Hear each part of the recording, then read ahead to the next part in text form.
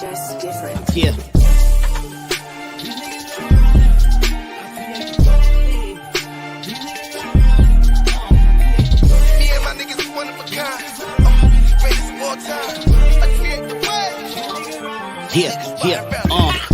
Fuck it, I'm stuck in my ways.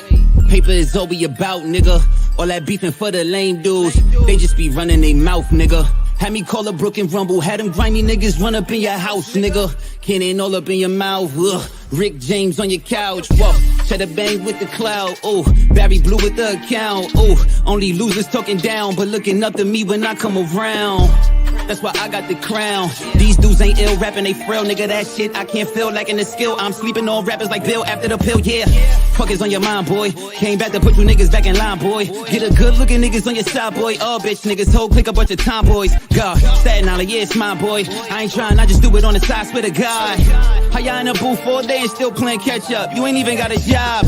Defeat these niggas in my leisure. Beastin', rest in peace when I'm on that feature. Beastin', he's rapping, immaculate, feed him. Niggas G'ing him if they saying they seeing him. See me and my niggas one of a kind. Probably why everybody be so mad at us all the time. I ain't aiming at nothing, I'm just detonating the bomb. It's a brand new line since we messing with niggas' minds. Fuck around and have a Billy in a Pico. Just a Rigo for a grip. Leave a nigga stitch on the lead low. To me, you niggas is fruit of the loom. They keep it brief though. We on leave a nigga brief form. I ain't meek though. See all of my niggas riding in the streets though. None of us ain't doing Willie. Started on you like a hilly. I'm up in the semi, no bluff. It'll lift a nigga up. Try to tell the niggas that I be the one with the wave. Got a little shorty with the pose. In the stage, all my niggas black and with the white. A bunch of renegades. You ain't with the action on my life. You niggas just a rage. You ain't gotta act on with the shits, nigga. Messing with the flow, cause tell how I flip, niggas. Stepping up the medication, get a dish, nigga. Barry with the bat, just hit me when you need a hit, nigga. Known fact, I'ma knock it out the park. CBS is lighting up the dog, you don't wanna see the spark. Pop a nigga, let us see the twirl. You can have the Allen, nigga, I'ma need the word. Known fact, I'ma knock it out the park. CBS is lighting up the dark, you don't wanna see the spark. Still gon' do it, give a fuck about who do it first. You can have the Allen, I'ma need the universe. I create the way. These niggas riding around it. I create the way. These niggas riding around it. I create the way. These niggas riding around it. I create the way. These niggas riding around it. Yeah. Fuck it, I'm stuck in my ways. Paper is all we about, nigga. All that beefing for the lame dudes. They just be running their mouth, nigga. Me and my niggas one of a kind. Greatest of all time. I create the wave. These niggas riding around it. Boom shaka laka. You already know the vibes. It's Friday. KVN, Who Run the City. T-Time, Big Fan, Breezy. We in the building. You already know. Word.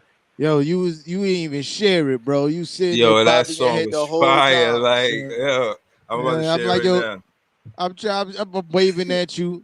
He got his eyes closed, bobbing his head to the intro music. This guy. Yeah, this song is fire. It's the best intro song. Like, I'm about to share it right now for real. But this the best intro song on sports, man. Word, man. Shout out to Jay and Pretty Boy Green, right? Yeah. Shout out to Riddy and Fluky. You already know. Yeah, man. Yeah, man. It's Knicks versus Nets, man. Hope y'all enjoyed the song. Know what I'm saying, intro for the, for the song. Know what I mean, and if y'all wanted to ever do that, know what I'm saying, y'all should email us. Know what I'm saying, we could work things out or whatever. Right. But yeah, man. As y'all know, it's wild in Brooklyn. You know what I'm saying. But I want to get a shout outs with, you know what I mean. Who in the building? Yeah, ain't nobody. If you in the building, you know what I mean, jump in those comments, man. Let us know you in here. For real, you know what I mean? Rep your team with orange and blue bubbles, black and white bubbles. Let us know, man. What's up? If y'all in the building, make sure y'all press that like button for your boys, for real. Yeah. Yo, but yeah, man, like I said, it's wild in Brooklyn. I ain't gonna pretend it ain't. I just, if you wanted to start about the Knicks or something, man, that'd be cool, man. You know what I'm saying? Because Brooklyn is wild right now, you know what I mean? But we can, you feel me? The hot Brandon Wright in the building. We see you, bro. Shout out to Brandon. We see you, bro. Yeah, it's real, like the Donovan Mitchell stuff still on very quiet right now. You know what I mean? The hot button issue with the Knicks right now is the pro-am game. You feel me? But who cares about that? Like, really? I mean, I don't know what happened. The Knicks, Obi Toppin, Julius Randle and Jalen Brunson showed up to this pro-am game in the Bronx, I think it was, or in Manhattan, I can't remember. But Okay. yeah, they pulled up and they lost by like 13 points. But my Okay. point is, who Cavs in the building, or Shout Marlon out to on Kev. YouTube check in. Marlon on the YouTube check in. We see you, Brody. But my Yeah. thing is, who cares about since when have we started caring about pro-am games? Like on who wins and Shit. who wins and who lose? Because just for shits and giggles, I was Googling everybody who played in a pro-am game this season. I mean, it's this off season, and none of the articles for none of the other players mentioned if it was a win or a loss for those games. They just told, oh, this person pulled up and did but it never no mention except for LeBron. LeBron was the only person that they said that LeBron pulled out a close victory in his pro-am game. You feel me? But other than that, there was no mention of win and losses before the Knicks lost in the pro-am. You feel me? Nobody ever mentioned who wins and loses in pro-am games. Like it just never been something that people was keeping track of. But because it's the Knicks, because people fiend for anything and everything negative to say about the Knicks, now this is some kind of a big deal. I don't believe that Julius Randle, Obi, and Jalen Brunson went there like, yo, we gonna ball our hardest. We gonna play our hardest against these amateurs. We gonna risk our whole NBA season for this one game. I'm pretty sure, because I didn't see the game, but I'm pretty sure that when they saw things getting a little out of hand, they looked at each other like, fuck this. You feel me? Like, I'm not going hard for this. You feel me? But I appreciate the talent being out there and playing for the love, and you don't never know where you could get hurt at. Just that mindset of I'm a play. I can't think like that. I'm in that mindset that I'm gonna get hurt. I'm a play and I'm not gonna get hurt. I like that part. I like the competitive spirit, not just with the Knicks, with the rookie. I forget his name. I went to Orlando. Him and Murray, not Murray, the player that's next to Young now in Atlanta. Yeah. They just I just like the competitiveness of it. It reminds me of the Ruckus. Like I haven't seen a Ruckus. Sean Murray. That's what you talking about. Yeah. I haven't seen a Ruckus in a long time. And a pro-am to me is like the closest thing to the Ruckus. And anybody who go out there is love or whatever. You know what I'm saying? And I ain't sweating that. I mean, that's small potatoes. I mean, we sweat y'all. That's real talk. You know what I'm saying? So that's light work. You know what I mean? Like, I'm not even thinking about that. I look at it like they out there playing. That's dope. You know what I mean? The only thing we had last summer was the summer league. So at least we got the summer league and pro-am. You know what I'm saying? So shout to that. You know what I mean? I ain't got no spicy talk. Not for real. Is that as a situation where like it's dope? Like it's giving the people a chance to come and see NBA players that necessarily can't afford to go to NBA games. You feel me? Like there's kids that can't afford to go to NBA games, but then they get a chance to come and see and then come and see they players, NBA players play for free. Moments. That's dope. That's a moment. Like you take a picture with your favorite. You'll grow up, and that'll probably be your favorite player. Yeah. In the NBA because you took a picture with them. You know what I'm saying? And yeah, that's what I got love for. It's Brooklyn. We spread love, man. I think that's dope, man. Shout out to the Knicks, man. Like I said, man. Yeah. I just think it's ridiculous. I ain't sweating that, man. That's light work. That people are making a big deal of them losing. Like, bro, who cares? I bet they don't care. I bet they went home and slept wonderfully that night because nobody cares about pro-am games. Like, you feel me? Like, there was, I guarantee they didn't, when they was leaving, they was like, man, I wish we could have won that game. I guarantee they look like, you know what, man, who gives a F? You feel me? Nobody cares. Nobody cares. You feel me? But the fact of the matter that it's the Knicks, that's my point. It's the Knicks. So that's why everybody has something to say. Because if it was anybody else, nobody would care. It would be no big deal. Oh, it's a pro-am game. So why are we caring about who wins and loses? If these players lose, they coming out there for the exercise. Pretty much that's what it is. You feel me? They coming out there for exercise. Yeah, but to me, like in the contrast to what's going on with the Brooklyn Nets, is why I say it's wild, is because at least you see these players going forward before the season start, before the preseason start, before they doing anything, they playing basketball together. So that's why I always got love for it. You know, the off season for us is wild. Ain't, you know what I mean? I seen them at a few Liberty games, but I ain't seen, you know what I mean, none of the players in the pro-am. So like I said, man, in the pro-am, I seen them playing, but I didn't see. What I'm saying is I seen Kevin Durant playing with Dinwiddie and stuff. I seen Kyrie playing with coaching with Phil Handy. I seen that. I seen them separately playing. I didn't see them playing together. No, not together. But Kyrie set up a pro. That's my point. Kyrie set up a pro-am in Jersey. He set up his own joint in Jersey, and he played. Yeah. He played, I think, a game out there. Yeah, but yeah. But even that, I ain't got no spicy talk. Nobody mentioned. There's no mention if he won or lost. It just says giving him his kudos for pulling up and playing, and say that Kyrie, you know, did what Kyrie does. You feel me? But there was no mentions of win or loss. Then that's my point. You feel me? That's my whole point. The only time that they mention wins and losses in pro-am, in glorified practice for these guys, because that's what it is for these guys. Is glorified practice is when the Knicks are playing, and that's what's mad funny. You feel me? Yeah. Practice. We talking about practice? But to me, that's a good off season. Like our off season is straight pandemonium. You know what I mean? It's like, you know, we don't get no rest as fans. I was shouting on Nets Kingdom. We was on Twitter trying to figure things out. Shout to Saint, shout to Chubbs.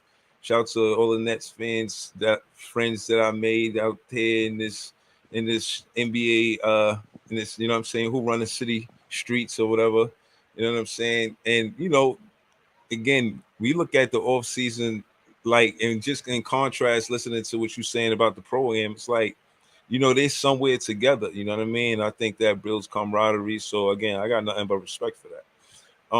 But our side is just looking like the championship is supposed to be the aim, but a lot of chaos happens every offseason, and that's because players are getting moved. Big players, KD. Before that, it was Dinwiddie. All of these trades were big. Tell me more. They were, they were big trades. And again, you know, I think the knock on Sean Marks is how much is invested into coach to Nash.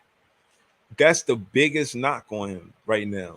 And yeah, he did some bonehead moves, but you know, I like to think that when it comes down to Sean Marks being protected, it's definitely, I mean, Nash being protected is definitely by Sean Marks. I seen a tweet earlier I think I forget his name, maybe Frank Isola, I forget his name. Anyhow, it said the number of games. I can't pronounce his last name neither, but yeah. If y'all like something, hit that like button.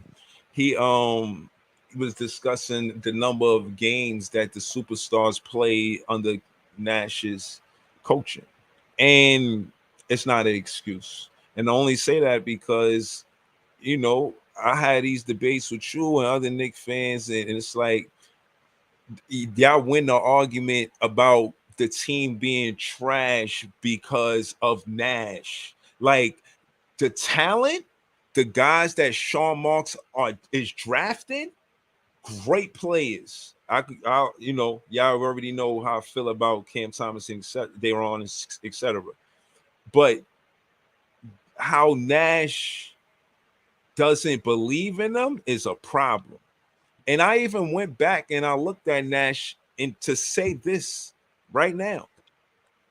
I seen your stats when you got to the NBA and you was a rookie, and when you started really getting minutes, it was like your second, third year. You ain't give Cam Thomas and Day'Ron Sharpe minutes over James Johnson. You had James Johnson taking more shots than Cam Thomas. That's a problem. This is a stellar player that all fans in Brooklyn see. And again, this is the knock on Sean Marks, how much criticism the fans have about Steve Nash and him backing everything that Steve Nash does. So that's what we trying to, and the ultimatum with KD, made sense to fans. We looked at it like, yo, we agree. Nash shouldn't be in the coaching seat. He should be. We've been saying that for 3 years, and he's being back. And that's why Durant, and I said this last episode before the ultimatum, that's why he went over. And I'm saying spoke to Sa. And then the very next thing he do, I didn't know he was going to do that. So I didn't know he was going to say fire both of them. Like, I was kind of like, yo, like, wow. But KD, him being a great player, wanted to make a call like that. You got a new owner in Joe Tsai. You got a new GM in Sean Marks, and you got a new coach in Steve Nash. Those three elements, far as winning basketball, there could be holes in it. I think Kevin Durant sees some of that. Specifically, Sean Marks and Steve Nash. Like, yo, if you want to run this team, give it to me. You might as well make me the GM. Let me retire here and then give it to me. It seemed like that's what he said to Joe Tsai. As soon as I retire, I want to take the team. I'll be the GM and I'll take it from it. And I think Joe Tsai said no. I think that's how I went. This is why it's absolutely like, listen, man, it's not justified for KD giving an ultimatum, bro. And I'm gonna tell you why. You feel me? I do agree that Steve Nash should not be the coach of the Brooklyn Nets because he's a trash head coach, and I don't think a rookie should have been given that kind of a job. You feel me? Like, the goal is to win a championship because you're in a win now mode. You go get you a coach that can help you win now. And for KD to walk into the owner's office and say that he wants Sean Marks and Steve Nash fired is ridiculous, bro. I'm gonna tell you why. Because ever since KD got there, Sean Marks gave KD everything he wanted. Nah. That's the problem. Yes. That's the problem. Hold on, bro. Let me finish my thought. Except for the coaching part, because except for the coaching part, but you asked for DeAndre Jordan, they give DeAndre Jordan a bag, and we all know he's washed up.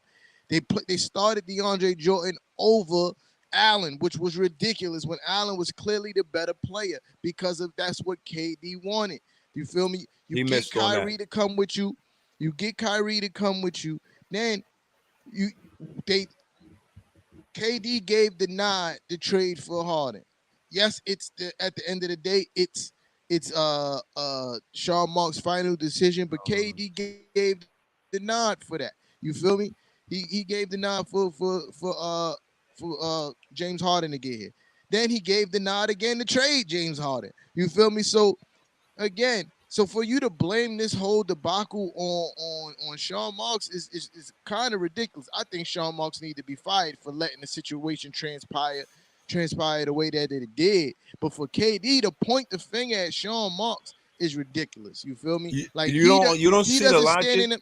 He doesn't sit in a position with the things that he's done to the franchise to look at Sean Marks and be like, you're the problem. No, KD, you're the problem. You came here to have your way. They gave you your way, and it failed. You feel me? But now you want to place the blame on somebody else, so the blame ain't on you, and you want to blame Sean Marks. Steve Nash, I agree with him. There's no way to cover up Steve Nash not needing to be fired. Like, if you went into Joe Tsai's office and said, yo, fire Steve Nash or I'm going, I could have respected that because, again, Steve Nash should not have that job. But Sean Marks was doing a pretty good job before you got there, bro. That's the guy who signed you and let you, and knowing that you was going to have to sit out a whole year, gave you a bag. It's his job to give you the bag. He gave you a bag to sit out a whole year of NBA basketball, and this is how you repay him, and to walk in the office and give an ultimatum to have his job. Give Joe Tsai an ultimatum to take Sean Marks' job. That's craziness. And I got mad respect for Joe Tsai to be like, fuck out of here. You could go because we did it your way. We did it your way. And it didn't work. You barely played, for one. You barely played. In 3 years, you only gave me 90 games. Only gave me 90 games in 3 years. And you gonna come here and fix your face and wanna tell me how to run my team? You feel me? Nah. So you could go and to add that on top of that, outside of the Warriors, you ain't even proven to win championships. We don't know for certain that we gonna get a championship out of you? Because you had to do it on a stacked team. Because before then, you couldn't even do it. So yeah, Bam Boyaji, we about to get whatever we could get for you. We gonna get the best package we could get for you. If I was Joe Tsai, I would send KD to the motherfucking Orlando Magic. Send him right to the Orlando Magic.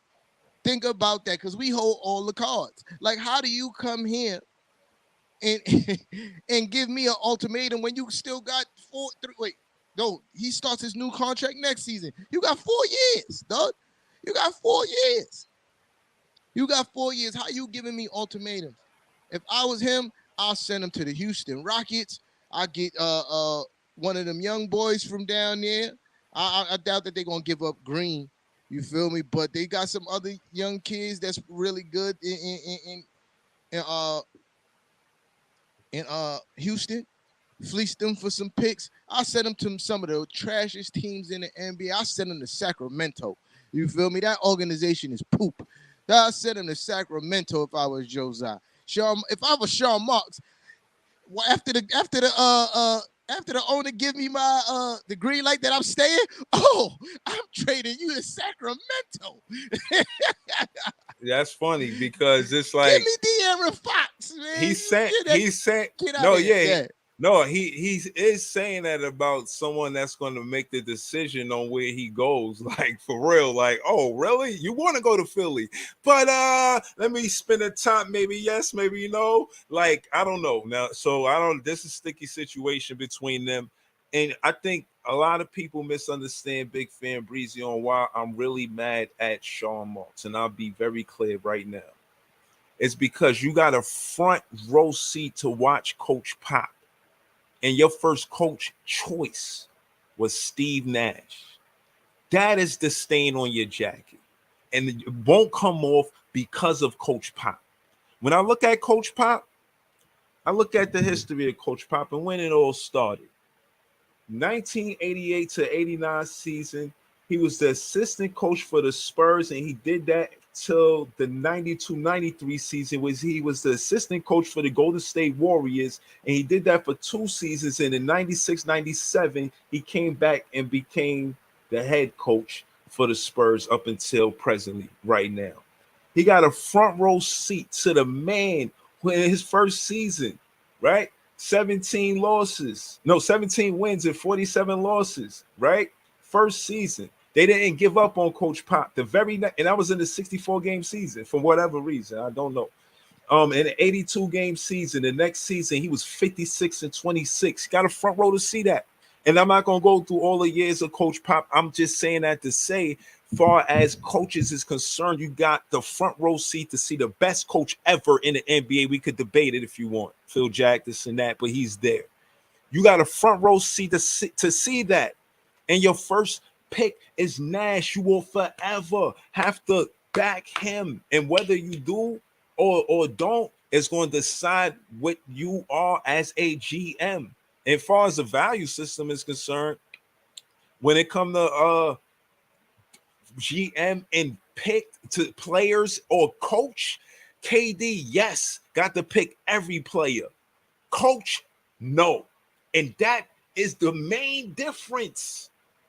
Even though KD don't necessarily got a good resume with other coaches, and maybe that's why he looked at it like, oh, it ain't important. I'm going to just go do what I do. But he learned a lesson in this as well.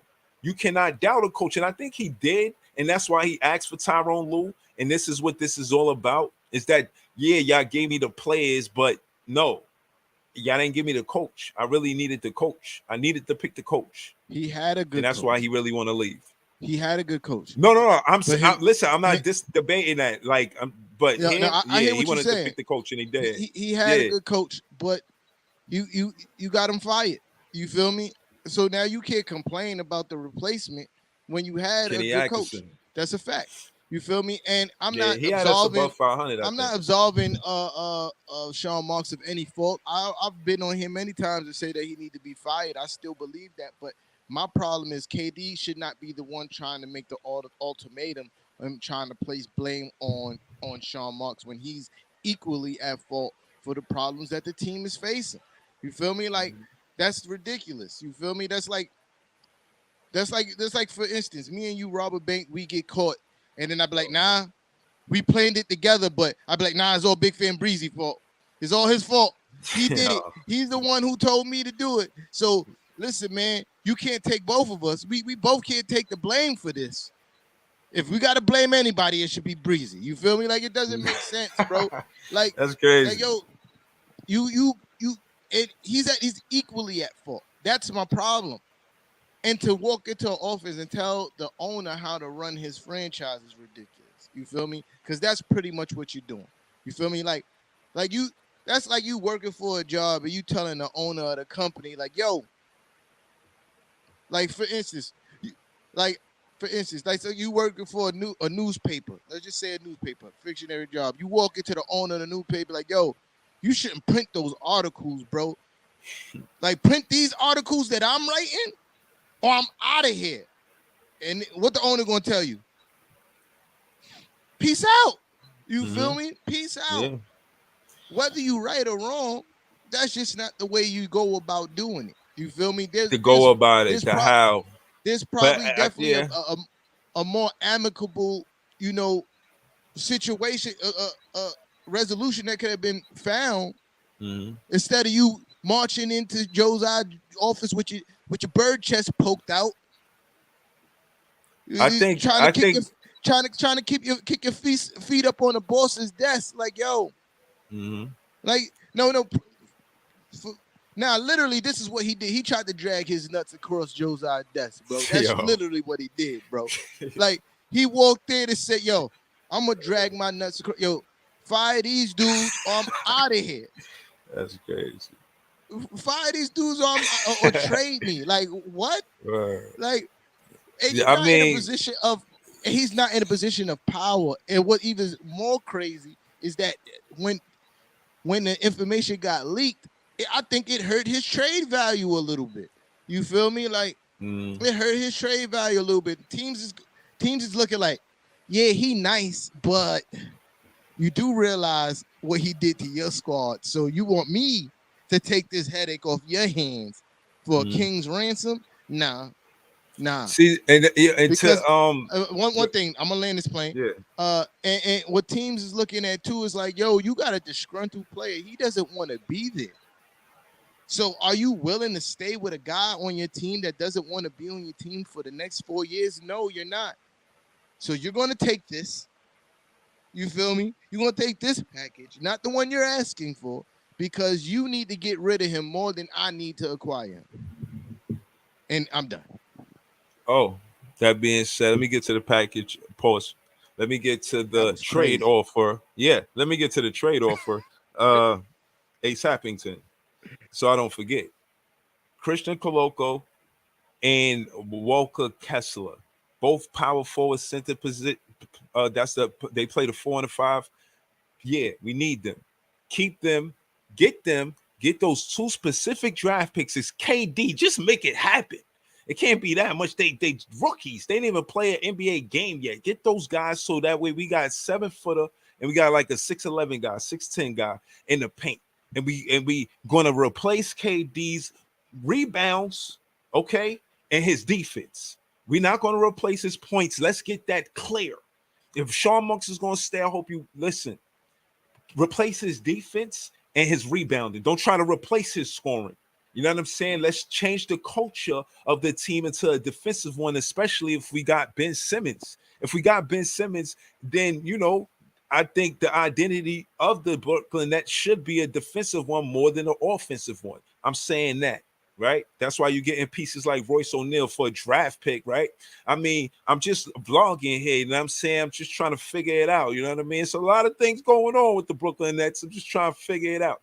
But what I will say, as far as amicably, I think KD should have went in the office like, yo, I got Brian Keefe from OKC. He's the assistant coach. You got a plethora of experience as an assistant coach, as a defense coordinator for OKC in 2010. Like, he helps teams win. He helped build OKC. Instead of making Nash the head coach, how about you consider, y'all meeting up and y'all considering what one more y'all supposed to be, you know what I mean? Tea and English muffins. This don't sound like it was over tea and English muffins. This sound like it was over beer and chicken.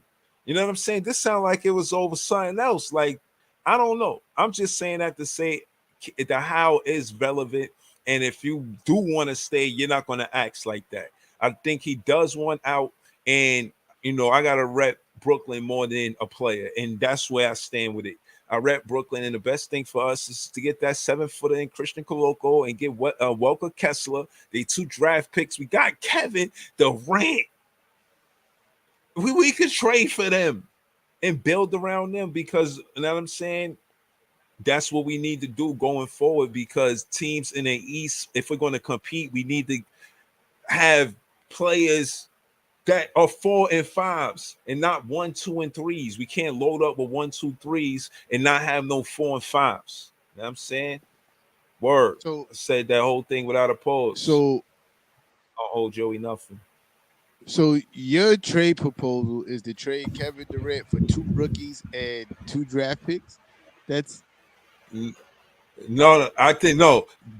Do more, but get them specific players because they can help with the defense and the rebounding. We need players trying to get Mo Bamba. You feel what I'm saying? Somebody like that we was going to get and we couldn't get, but now they with KD, you know what I mean? Like, yo, listen, KD go to Orlando. That might be a good look. We get Mo Bamba.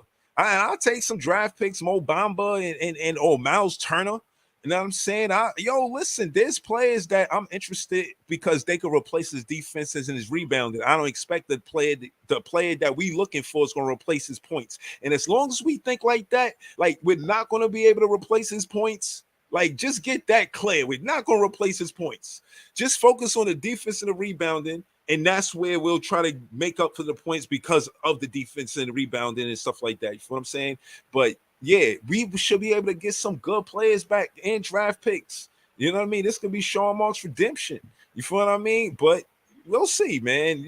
We've been on the edge of our seat in the Nets world, but I advise to stay cool. But it been hectic. I ain't gonna lie. You know what I mean? But what I will say is that I'm confident that we still want to contend in the playoff space. Like we're not trying to go in a rebuild situation. We're trying to go forward to the playoffs and further. You know what I mean? It's still a ship named champion, and it's a championship, but we got some repairs. You know what I'm saying? We got to patch up the side. We got to do a lot of, you know what I mean, patchwork on the ship because there's a lot of things happen with the Brooklyn Nets, man. Yeah, man. Listen, I just think y'all don't the value.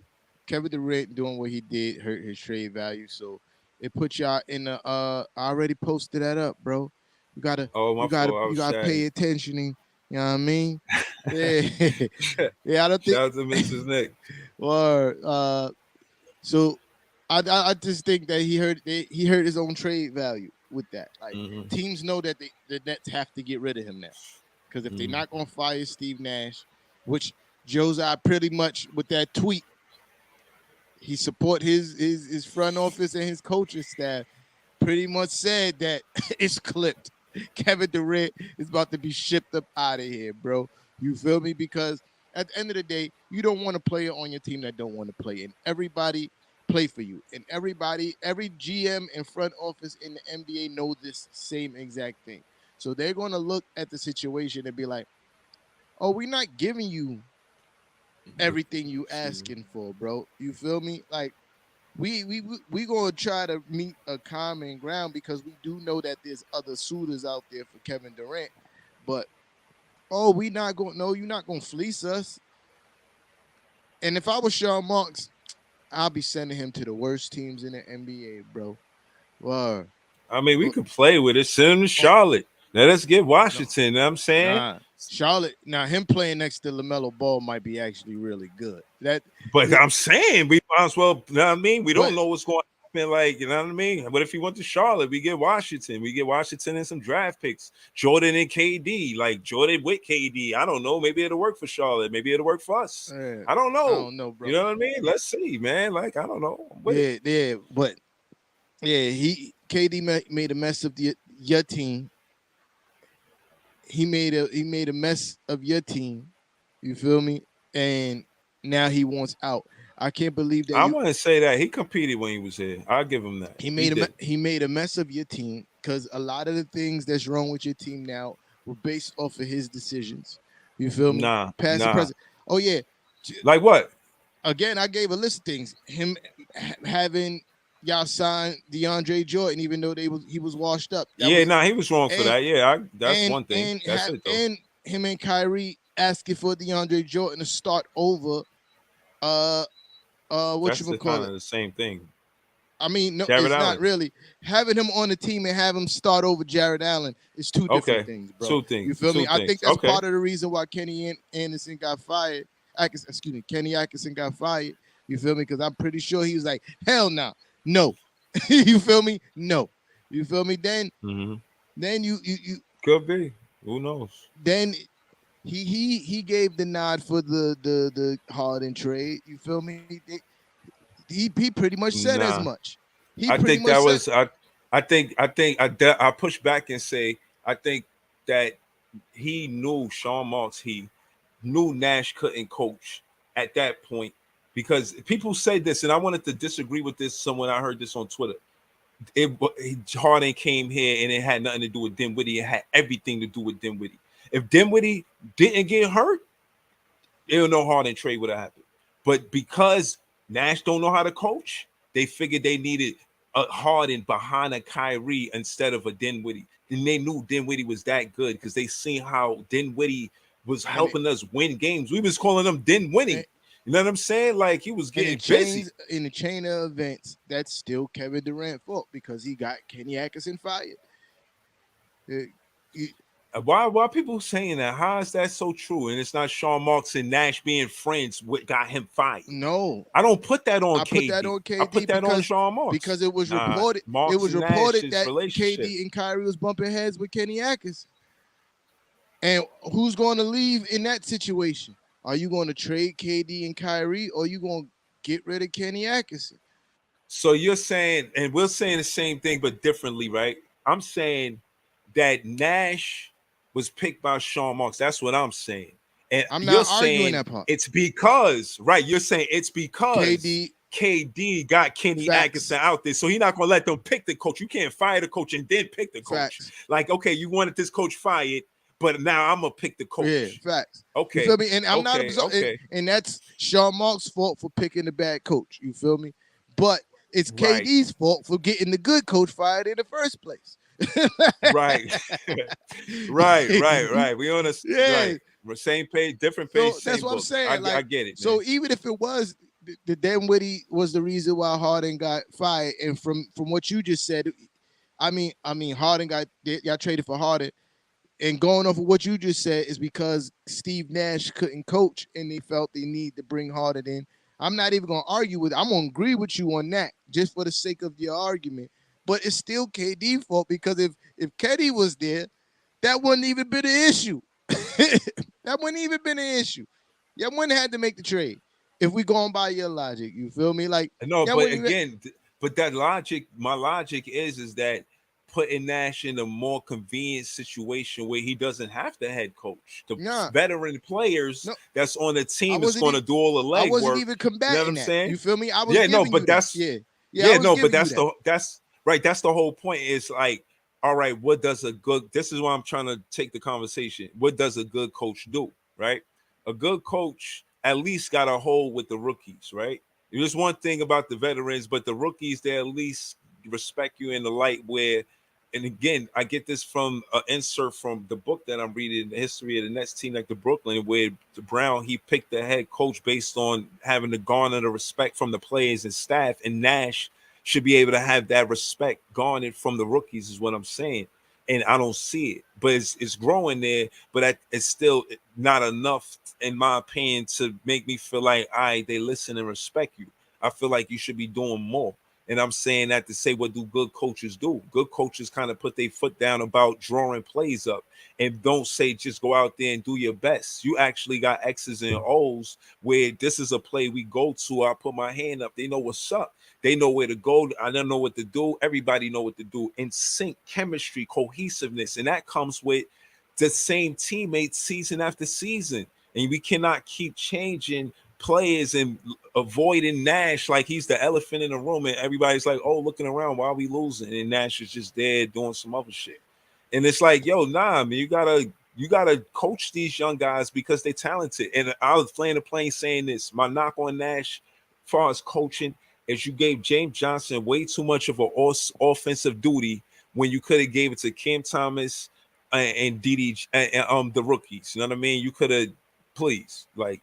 Trust me, you got to believe in your young boys. You know, I've been saying that Nash need to be fired, and I still agree with that too. But, you know, in his defense, bro, he was not placed into an easy situation his first coaching job. You talking about having to coach two. He took it, though. Yeah, he did. He did. Pause. That's crazy. Pause. You bring him into a situation where it's two superstars where they're very strong-minded and opinionated. You feel me? Like, they're going to do things the way they're going to want to do it. And you know that they ain't going to have tremendous respect for you as a coach because you ain't never coached before. You feel me? So you going into that situation, and you kind of saw it sometimes that KD and Kyrie did what they wanted to do. Like, they did what they wanted to do. This is how we want to play. This is how we going to play. And Steve Nash, him not being a good coach for one and being a rookie, couldn't combat that. He couldn't get them to do what he wanted them to do if he even had a game plan, because sometimes it didn't even look like he had a game plan. I ain't going to hold you. He looked confused. Right there. He looked confused more times than not. You feel me? But that again, to sum up this whole topic, you feel me? Because we want to try to get Kev to pull up. And yeah, man. Shout out to Kev, man. And get these callers to pull up. But yeah, in summation, you know what I mean? Kevin Durant did not have the right to, to point fingers, pretty much, because that's what he did. To point fingers, especially at Sean Marks. Especially when Sean Marks tried to accommodate most of his wishes. You feel me? That's kind of corny. And shout out to Josiah for being like, fuck out of here. Hey, and I'll do the same. With Nash, my knock on, I'll start with Sean Marks. With Sean Marks, you the front row seat seeing Coach Pop, and you pick Nash. Nash, you don't put your foot down and show any alpha coach energy. You look like you just going with the flow instead of creating the flow, especially at home games. We could have did a lot better with home games. All we need you to do is we need you to do a lot more than what you're doing. And to be specific, so I'm not looking like I'm just bashing Nash, we need you to give the refs a hard time to let them know if you don't like that call, you're going to challenge it, or you're going to give them a hard time every time. They're going to know they was at work that day, right? And also X's and O's. If you're so, again, this year will show, because we look like we're going to be more of a defensive ball club, and the whole type of offense that we expect from you because of how you played in Phoenix, we're going to want to see some of that, especially through the players Cam Thomas. Nah, I'm just joking. But for real, but through the young guys. And for Josiah, you're a young GM. And you hired your friend, not a head coach. And respectfully, he's not the man that he's not business wise. Is he helping you as a businessman? When as a head coach from the Brooklyn Nets, I'll ask you that, right? Not if he's your friend or not. Business wise, is he doing good business as a head coach, right? So that's my question to you. And KD, man, what could I say, man? You're a great player. But obviously, you chose to go otherwise. I wanted you to call it home here. You decided different. Wanted you to retire here. You decided different. But that's cool.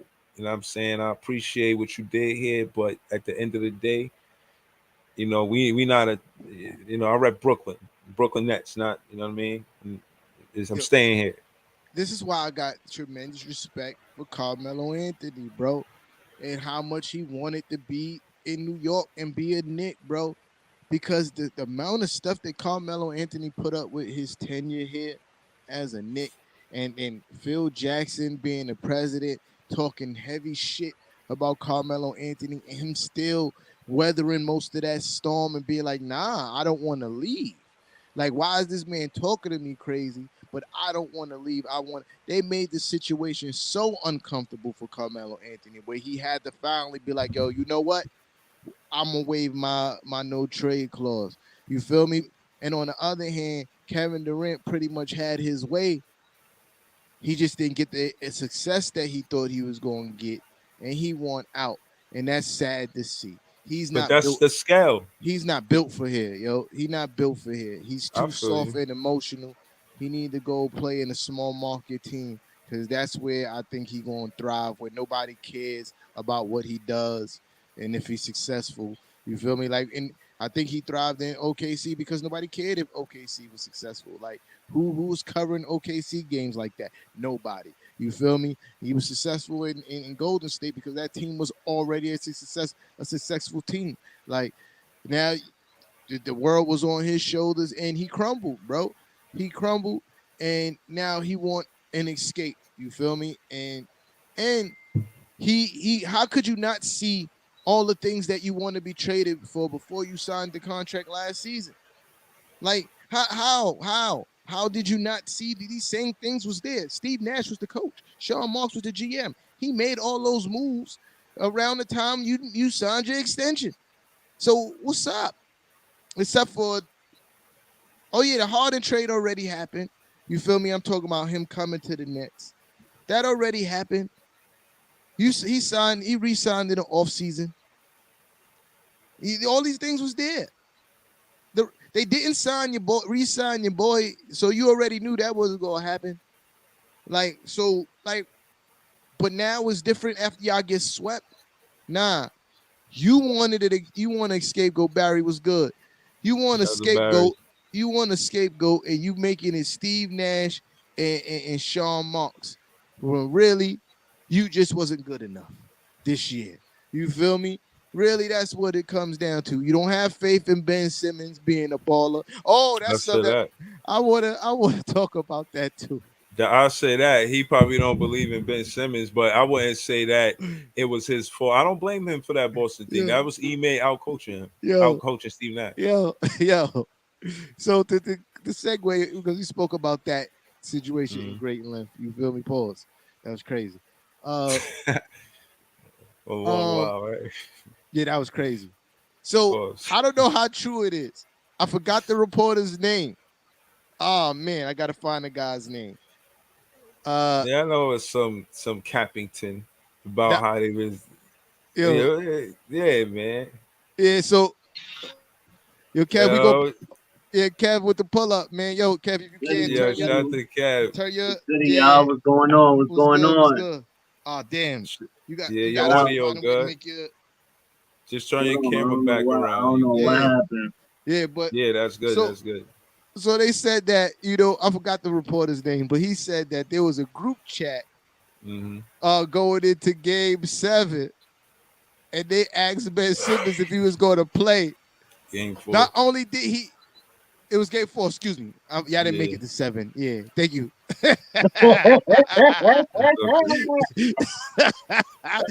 So they asked Ben Simmons if he was going to play Game 4.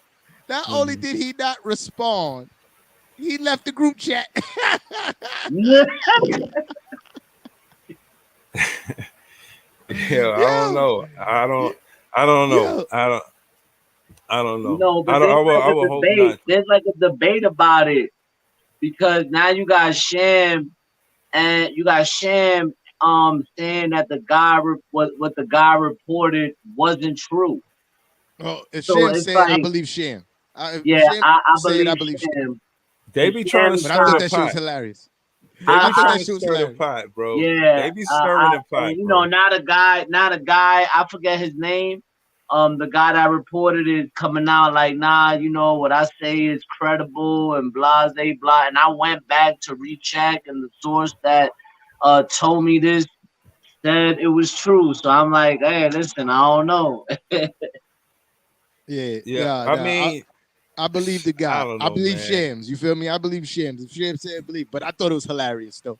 Because I thought it was hilarious too. I can see him sitting there like, we about to get swept. I'm out of here. Thank you, Brandon. Ian Boucher, however you pronounce that, right? Yo, what up to everybody in the chat? Salute to all of y'all, man. Yeah. But if he lying, then his credibility gonna be shot for real. Yo, but can I say they something? Always stir the pot, man. I just want to bring something back here, right? You know, and I've been wanting to talk about it for a couple of days now, so I'm glad that y'all invited me to the show because it's a special edition. This is a special edition. I really, what up, Brandon? Salute to my brother Brandon. I really remember us going heavily about this in the past, and you know the MVGM. You know, the coach of the year talk with Steve Nash. So you know, this is what I mean about flip-flopping here. Because we went from Steve Nash is the coach, and I remember the segment very clearly. The argument that was made that day was because, Steve Nash knew what he was doing because he had to deal with like 50-something different lineups. And you know this, that, and the third, and now he forgot how to coach, you know. So I'm that, and now you know you got Sean Marks, you know, most valuable GM in the league. At one point he was like, yo, he's the best GM in the city. Yeah, so now, he was doing good. He was doing good, and now he don't know what he's doing all of a sudden. Like I'm just. You know, I could clear it up for you. I could clear it up. And I said this before you pulled up. Shout out to T-Son. I was saying when you put it on the scale, my biggest knock on Sean Marks is that he had a front row seat to Coach Pop and how they did things in San Antonio. And I thought he was bringing that to Brooklyn. That was my entire confidence around Sean Marks and why I was calling the GM MVP. And he drafted the Fro respectfully. And the Fro was nice. And he became an all-star as soon as we traded him. So he did a lot of good things. But at the end of the day, I feel like a GM's more responsible for picking the coach more than the players is responsible for picking the coach. Right. And he picked Nash. That was his choice. Even though, like T-Tom said earlier, yeah, KD was wrong for getting Kenny Atkinson fired. But on the other hand, Sean Marks, you're wrong for picking Steve Nash for being the head coach. And I'm saying that not because of anything else. You did it because he's your friend. So you didn't hire a head coach. You hired your friend. Joe Tsai and Steve Nash, they own a team, the Las Vegas Lemon Peppers or something. You know what I mean? So it's a lacrosse team. And that's your business partner. And again, I ask you again, Joe Tsai, business-wise, is he doing good business as a head coach? The answer is no. Yeah. He's not. So my point is as a Brooklyn Nets fan, I never seen Nash wear a pair of Timbs. Why is he our favorite coach? We want a new head coach to keep a real stick. So KD was right in the pushback, like, yo, get a new head coach. But Sean Marks, we just hope you do better because you come from the San Antonio, you know what I'm saying? You come from that cloth. So again, that's why I was saying he was GM MVP. This is why, like, he got to do better. This is why KD effed up. Who knows if they was going into next season with Steve Nash as the head coach? Now you force Joe Tsai's hand to keep Steve Nash. Even if he wanted to fire him, he can't now. You feel me? He can't now. Like, you walk. Nah, he still can. You still Nash. I'm a Brooklyn Nets fan, and I'm saying if you still want to fire Nash, you can. Yeah, listen, he should trade KD or change his job. He should trade KD and then fire Nash. But what I'm saying is, But I'm saying is change Nash's job. He can't fire him now after KD went and gave that ultimatum. It's like, so you calling me a bitch, huh? You feel me? Like that's what. And like, Gab. And like, you know, as an owner, right? As an owner, like I'm as my brother always tells me, right? You gotta think as an owner, put your fanhood to the side, right? And as an owner, you gotta be like, man, you know, I gave this dude free money his first year, right? I paid him that. I gave him a free fucking year. Like, here, hold that. That's the fact. Yo, we invested in KD. Get your knee right. Get your knee right. And do what you gotta do to get better, right? Mm-hmm. Then you wanted James Harden. All right, boom. Let's get this done. Cause I gotta make my stars happy. Right? So boom, I do all this. I reconstruct my whole team that I had that was a pretty good team, by the way, right? And then now all of a sudden, because things are not working out, so I'm saying to myself as an owner, I'm like, you know what, KD, I'm not gonna fire Steve Nash and I'm not gonna fire Sean Marks. I'm gonna trade you, and I'm gonna try to get the best assets I can for the team that I have already.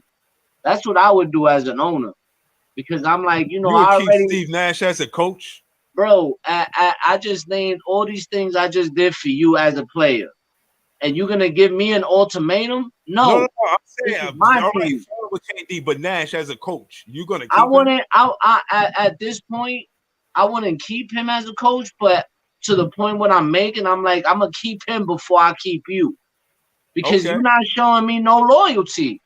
You're not showing me no loyalty whatsoever, bro. Right. You know what I mean? Because now things ain't working out. Oh, that's it. I don't want to be here no more. That's not cool, bro. What kind of leadership are you showing to the younger players on your team? And what are you telling the fans of Brooklyn? You know what I mean? Like, what are you really telling your fans of Brooklyn, bro? Breaks over, man. But he don't want to be here. I think that ultimatum is in the direction of I don't want to be here, not I want to be here. Yeah. So also too, it sets a. You got to understand too the precedent that this sets moving forward for all owners in the NBA. If Joe Tsai was to, you know, bend to pause what KD is asking for right now, right? It's like you got a guy who's 4 years in. He got 4 years left on his contract. He just signed the extension. Walks up. That's mad funny. Walks up to the office and be like, "Yo, trade me because I don't like the coach and GM." Bro, usually when people demand trades, they're closing out on the end of their contracts, right? And that's when they demand trade. They in the last year of their contract, probably got a year or two, whatever the case may be. You got a guy with 4 years left asking to be traded and put in a superstar, putting the ownership in a tremendous bind, bro. Like putting it back against the wall. Joe Tsai really has no choice but to trade Kevin Durant because of that. You feel me? I think if Kevin Durant just solely wanted to not be here and it wasn't about the GM and the coach, I think he just don't want to be in Brooklyn because, like I said, there's another way he could have went about it. But I think he just wanted out of Brooklyn, and this is his checkmate move. I'm going to go. I'm going to say what I'm going to say. And then I don't see Joe Tsai being the one leaking this information to the press. Right. And I don't see this being accurate as well. I think Brian Keefe was definitely a direction Kevin Durant wanted to go in. And I mentioned who he was. And to brief you guys, if you don't know, he's from OKC. He got a plethora of experience from there, and he helped Sam Presti build OKC and help KD go to the finals. Case in point is he wanted him to – he's the assistant coach of the Brooklyn Nets now, and I think KD wanted him to be the head coach. They said no, and I think that's where KD was like, all right, whatever. Then you know what I mean? It's over. but that's just me, and you know what I mean. That's how I feel. Well, I mean, why else would he be here? I think Brian Keefe leaves too. And you know what's more insulting? If Brian Keefe leaves and becomes a head coach somewhere else and does well, we're going to remember this the same way we remember all the other talent that left the Brooklyn Nets, because Brian Keefe, his experience as a head coach is great. And I'm only saying that to say I just looked at Coach Pop, and he had like 5, 6, 7 years of assistant coach experience. So the best coach ever in the NBA. You know what I'm saying? Or one of them, right? He got like 5, 6, 7 years of experience of being an assistant coach before a head coach. And I think Sean Marks had a front row seat to see what Coach Pop do or did. And, you know, you totally ignored that by picking Steve Nash. Or even if you've seen a glimmer of hope of Coach Pop in a Steve Nash pause or whatever, right? But if you see the same kind of, I don't see where you see it. Show me where you see that Nash could be Coach Pop or has any potential to be a Coach Pop. Show me how, show me the way. Have a press conference, sit down, talk, bring the attention to Nash and face the music. Because the fans ain't going nowhere. We gonna love Brooklyn Nets, whether y'all here or not. That's what KD brings our attention to. If y'all here or not, fans gonna be here. We ain't that hype about Sean Marks and Nash and KD. You got one fan on this page, that's Barry's, respectfully. But other than that, all Nets fans is gonna continue to be Nets fans. There's a lot of Nets fans out there.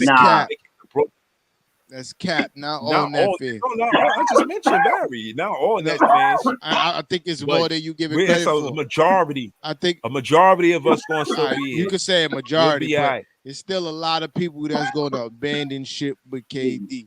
That's a fact. You feel me? There's a lot of people that's only fans of the Nets because of KD and Kyrie. When they both gone, I respect that. They're both gone, they're going to be gone too. But the real reason why. So we gonna move on, man. We spoke about that shit for an hour, pretty much. Yo, can I say something real quick about the Brian Keefe thing?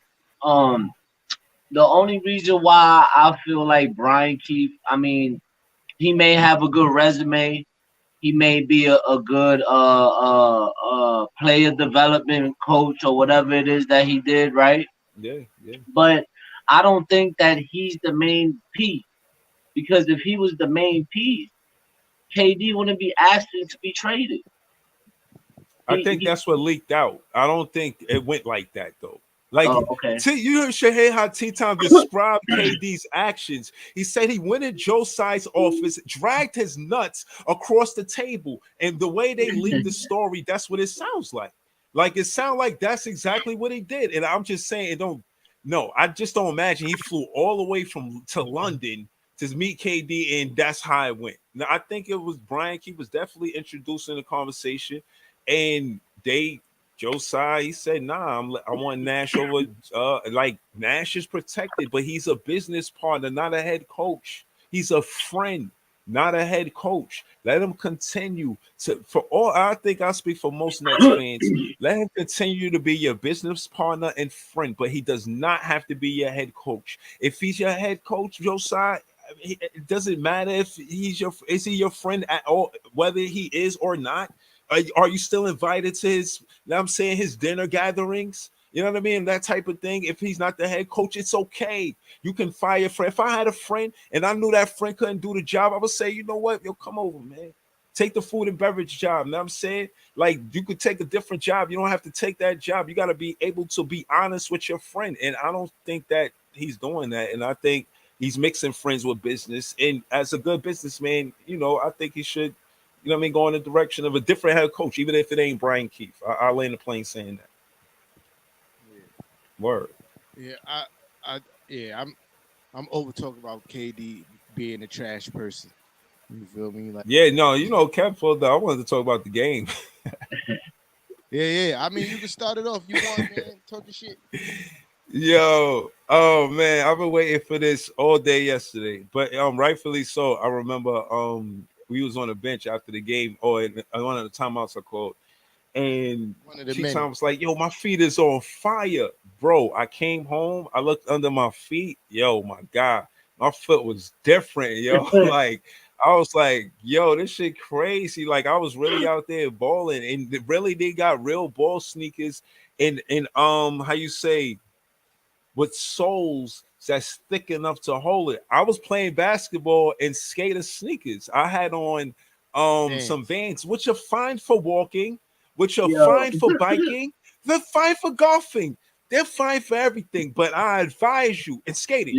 But do not wear Vans when you play basketball. I promise you, that's not the direction you want to go. So man, I understand. You want to hear something funny?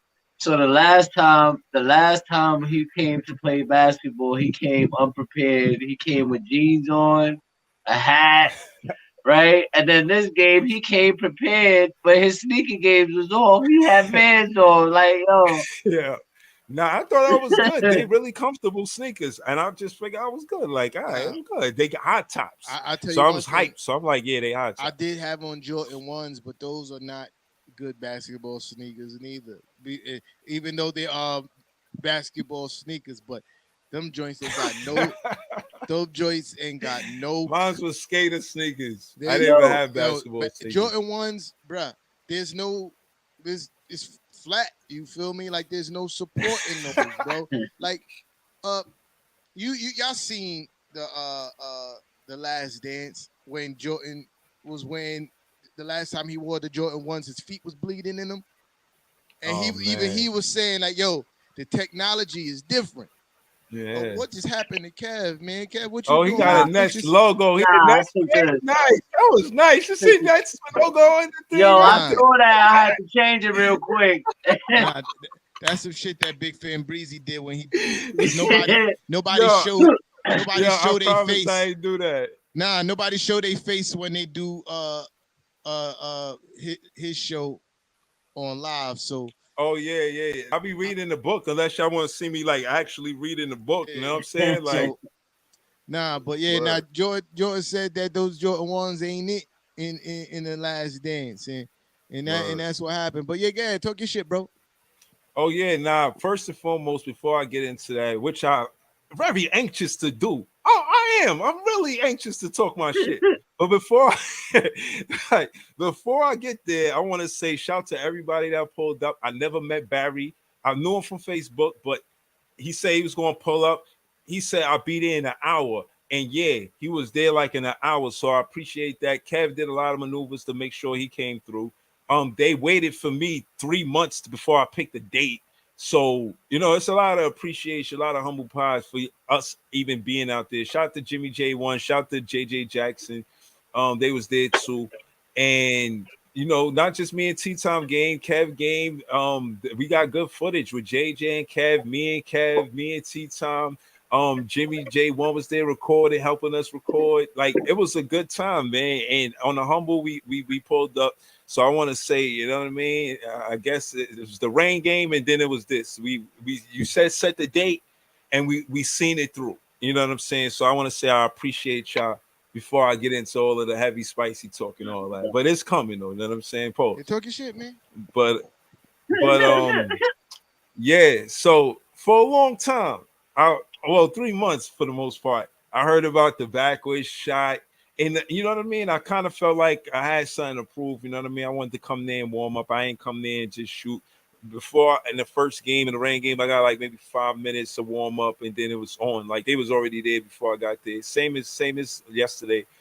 T-Time got there first. So, but I got a chance to warm up respectfully. I warmed up, and I was cold as hell in warm up. JJ was recording it, so I know I was cold as hell. I wasn't making no shots. But when we played, T-Time was leaving me open. So I was taking the open shot, and I was knocking them down like 2-3 in a row. And even though I missed, I still had the confidence to shoot it after I kept knocking it down like 2, 3, 4 in a row. You know what I'm saying? I had screenshotted a picture at one of my jump shots because when it went through the net kind of like curled and like hung on the rim. And it just was so beautiful. I couldn't help but take a picture. And it's in my phone. And I put it like on one of my pictures, like how you did when you scored on me.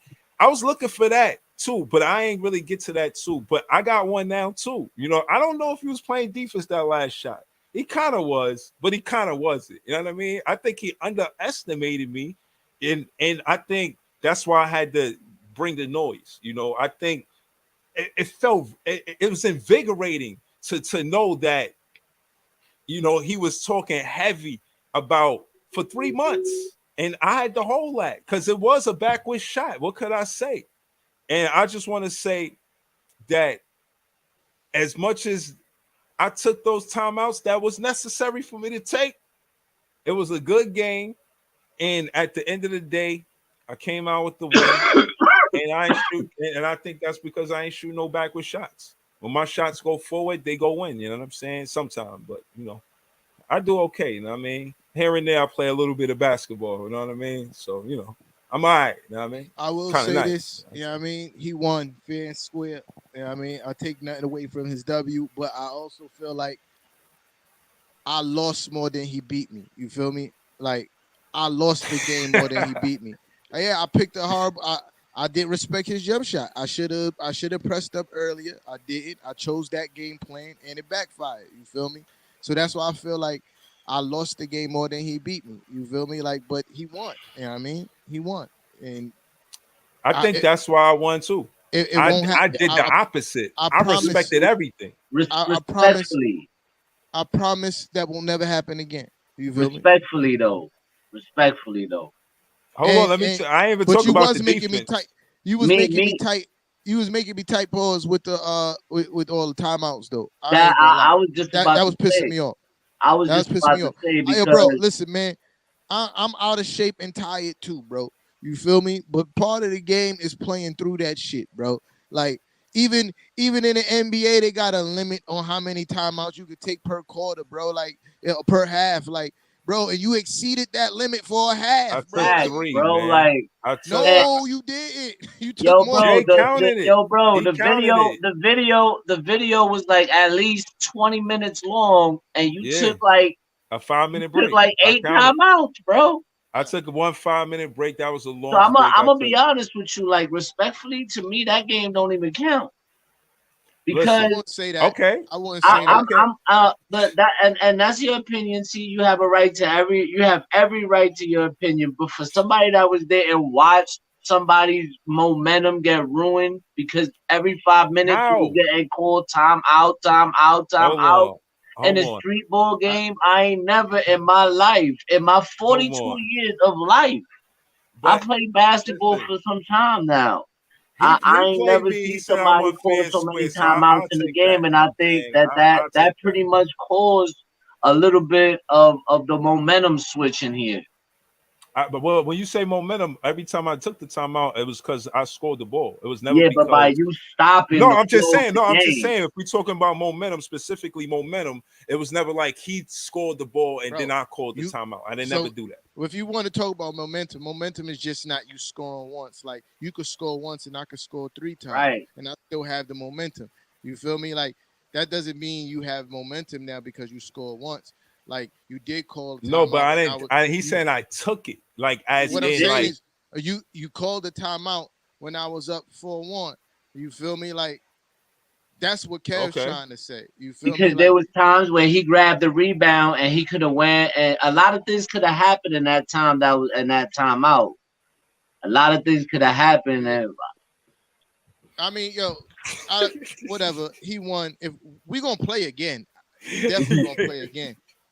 Hold on. Let me say this. Because I was just talking about the offense, and that was true. I was cold on the warm-ups, and when I was playing, I was definitely missing some, and then I was making some because he was leaving me open, right? That's the offensive side of the game. But defensively, I respected everything. I seen Team Time shoot. I seen a picture of him hitting the jump shot in my face for 3 months. So I respected his jump shot. He even hit me with a hezzy. That's because I'm telling y'all, I respect everything. He went for the hezzy. I went for it because of the jump. It's like I'm thinking to me, I'm not losing like that again. It's no way he will have to score in the paint. If you, like he said, you look at the post game interview. That shit funny too. He was like, "Yo, I was going up your chest, and the only reason why you didn't, and the only reason why I stopped, because I thought I was going to hurt you." So I'm like, grabs pearls. You know what I mean? Like, yo, we out here playing basketball. You don't hear me complaining. Now I hear y'all complaining about the timeouts. So you know what I'm saying? Trust me, as much as I took those timeouts, there's times I wanted to take timeouts and didn't take timeouts. You know what I mean? And that's not on y'all. That's on even me, right? worse. Right. Yo, No, right. But no, I'm not saying every time I wanted to take a timeout, I got a timeout. I knew like I can't keep calling timeouts. I wasn't on it like I don't know, I don't know. I wasn't on it like that. I was just like, yo, I know I can't keep calling timeouts. So you know what I'm saying? And, you know, those times that I couldn't, I missed air balls, pause. You know what I'm saying? Bricks. Y'all seen all of that. Yo, that's the dope thing about the game too. It was enough people to get actual footage. Like that part is fun too. You know what I'm saying? Shout out to Jay. He said he's gonna put a movie together for us. You know what I'm saying? We're trying to put a whole situation together. You know what I mean? Kind of like what we was gonna do with the barbecue, but shit, this is all we got. We're gonna put it together, make a little movie or something. You know what I'm saying? Have probably like an episode 1 and 2 and shit. I don't know, man. We're trying to put it together. Yeah. But I said that to say I had like 5 blocks. Like he was going to the paint trying to go up my chest or whatever. You know what I mean? But I wasn't hurt. You know what I mean? Like I'm playing physical sport. Like this is what happens when you play a physical sport. So yeah, I'm gonna fall down. I fall down and I fucking took the 3. Nobody touched me. I just fell down. And he crossed you up pretty bad though. He crossed you up pretty bad. You talk about that one play, that hezzy play. But like still, that was still bad though. He caught you bad though. Yeah. Yo, again, I'm just gonna say this. It's not the fact that I thought my defense was all right. It's not the fact that I thought you was hurt. I didn't want to hurt you. There's a difference. Like I didn't say that. I didn't want to hurt you neither. Yeah. I wasn't throwing elbows like Malone. I'm not talking about throwing elbows. I'm talking about me running at you with full speed and doing what I normally do, bro. Listen.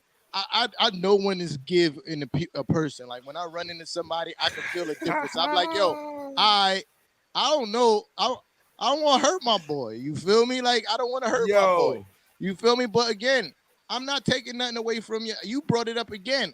I wasn't even going to talk about it. You feel me? I said what I said. I'm going to talk about it until next episode. It says next time we play. What y'all put me through for 3 months? Pick a date. You talk all this shit. Pick a date.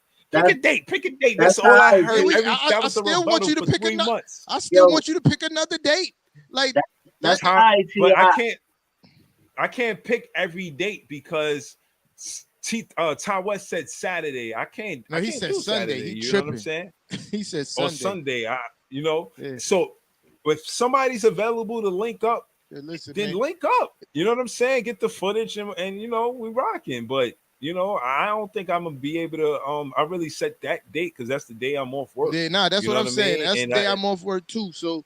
I'm talking about for me and you to play again. I don't give a fuck about nobody else. I got to get my get back. You feel me? Like, yeah, I like that. Who you talking about? Get back what? What you talking about? Back what? You are not winning another basketball game against me, bro. That's just not going to happen. Why would you say that? Because why would you say that? You said you don't believe I could play basketball because of the rain. No, listen, like bro. You already I already underestimated the jumper going swish. Bro, that's what I'm saying. That's the reason why you won because I picked a Paul strategy. I didn't play your jump shot. That's not going to happen again. And terrible. That's not going to happen again. You won because of those open shots.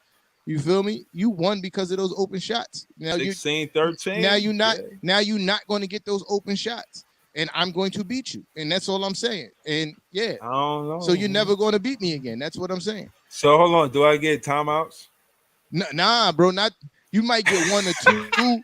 You might get 1 or 2 just off GP because we owe that shit, but not every other basket, bro. We not doing. So hold up, can we play in the AC gym? Because that was part of it, bro. Like, no, we just shout to JJ. He brought 2 gallons of water. You know, he brought actually 3 in total. That water. Yeah, 3 in total. He showed up to park with 1 and then went and bought 2 more. Yo, but what I'm saying is like, yo, we can't pick 1 o'clock to be the time we play basketball, bro. Like that's the worst time. Peak. The sun is at its highest, bro. Yeah. We play basketball at high noon, bro. Like, yo, listen. I was going through it too. I don't want to make I was hot. I don't want to make it seem like I wasn't going through it. I was going through it. You feel me? Like I was hot. I was tired. I was exhausted, but that's part of the game, bro. Like, I knew I was going to catch my second win. I'm like, all right, I'm tired now, but my second win going to kick in, and it's going to be on. Timeout. I'm like, all right. But that's what I'm saying. Right. I felt tired, but I felt hot. Like the sun was leaning on my shit. Like, you ever fell asleep at the desk in school? Like, last week was much worse. Leaning on my shit. Last week was much worse. Nah, we definitely couldn't have played in that weather. I wasn't doing beach weather. You gotta be playing basketball in a pool or some shit. Like, but I'm glad I got my W. I got my W. Yeah. So yeah, it was other talk games about too. it. Talk about talking shit. Because it was like 4 other games. Though we played a few games. I was actually glad that I could say I swept Ty West because I played him 4 straight games and I swept him. And then after this, and now this with you, I think I'm pretty much set, man. Now I gotta get my rematch, man. I'm pretty much set, man. I don't know if I got I don't got 2 16s. I'm not. Hold on. Let's get this clear. I'm not playing the 16 again. If we're gonna play, I'd rather play T-Time 2 11 games. Because I was before the park, I was saying the best of 3. But after the 16 game, I was like, I'll wait for Barry. Like, so I don't know, man. 2-11, 2 games to 11. Not for nothing though. We played those 2 full court games. And we didn't do that bad, bro. Like, one game was 11, the second one was 16. And it wasn't high noon though, like T-Time said. Like we really went in, man. We went in. Bro. Fried an egg on the ground when we started playing, bro. Yeah. Let's talk about that, yo. So it's Kev got busy in those games. It's me, and he won the game, but respectfully, I ain't know Kev had a jump shot. He did win because of the jumper. Let's talk about those kind of how I beat you. So after we played, me and Breezy played, Kev, Breezy played. It was a 2-on-2, Kev, JJ versus me and Barry. We played those games, right? It was a bunch of teenagers, 16-year-olds. Mm-hmm. They wanted to run a full. I didn't at first. Barry talked us into it, really, because Barry wanted to play. And Kev too. But I felt bad for Barry because Barry came the long way to meet with us, and he only got 1 game in. So I'm like, I'll run with y'all. You feel me? Then they was like, yeah, we need 5 people, because Breezy was like, nah. I'm done. Oh yeah, I was. So we all turned, looked at Breezy like, yo, yeah, you gotta pull up. So I already had my plan. Yeah, I was gonna record it. I was going, you know what I'm saying? I had a whole situation I worked out. Like, yo, let them rock. I'm gonna get the whole footage. So now let me set the scene for you. Again, I told y'all they were 16 and 17-year-olds, right? Yeah. Us, on the other hand,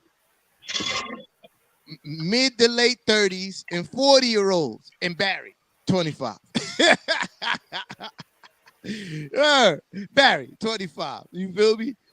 And we kept up with them young boys. And not to only mention that we our age, you also got to mention that we don't play basketball on the regular. You feel me? Like, we not out there like it's people our age that's literally out playing basketball. Shout out to Big 3, the Ice Cube League.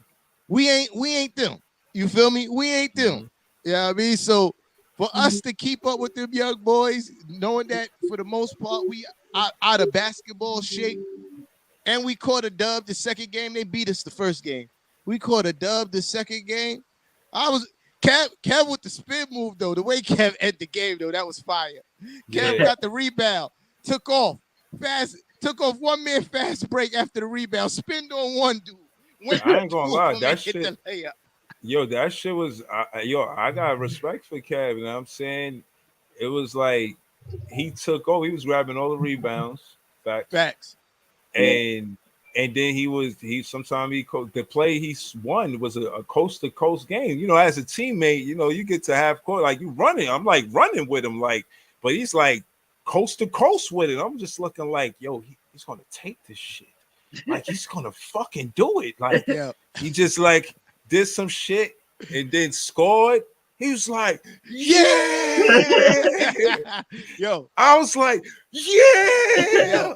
Once I saw fucking hype, bro. Once I saw Kev hit the spin, I said, "Oh, he caught all the way to the rack." Yo, at first I couldn't believe it. I was just like, and at first I wasn't celebrating. I was just like, yo, I can't believe we fucking won. Like we won. That's how we won. Yeah. Like the game was over. Once I saw like, hit the yo, spin, that shit I was said, awesome, bro. Is it no way in the fucking world Kev's passing the ball now?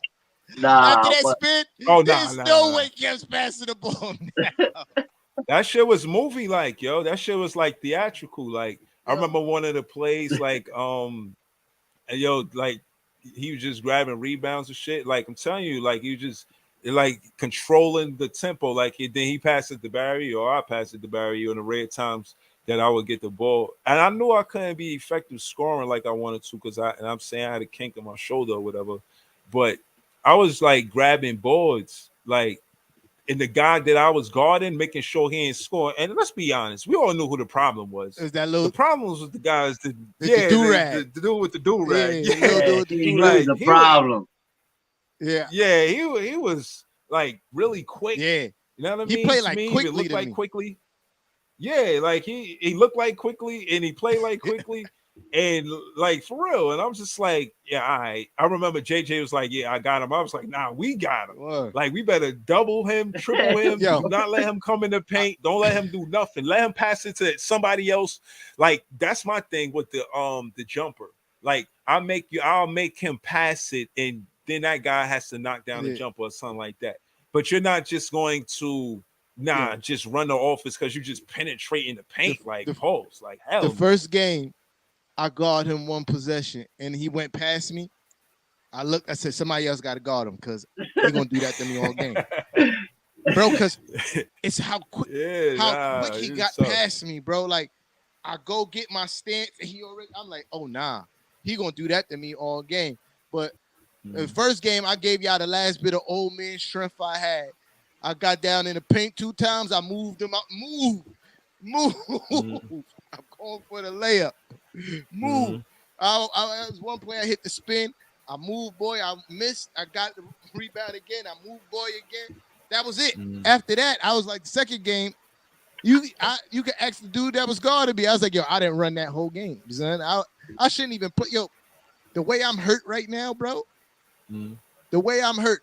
I don't know if you remember, Big Fan Breezy, in our game, I was like, yo, did you step on my foot? Like, I don't know what happened to my foot. Yeah. I don't know. It's a physical game. Like, I didn't know if I stepped on your foot. I don't know if you did or not, but I know the pain in my foot at that moment. I was like, yo. Yeah, but I wasn't trying. Trust me, you can get an ankle injury stepping on somebody's foot in basketball. Like, I was being careful not to step on anybody's foot, to be honest. Right now, in that same spot, yesterday, it's better now. Yesterday, I could barely walk on it.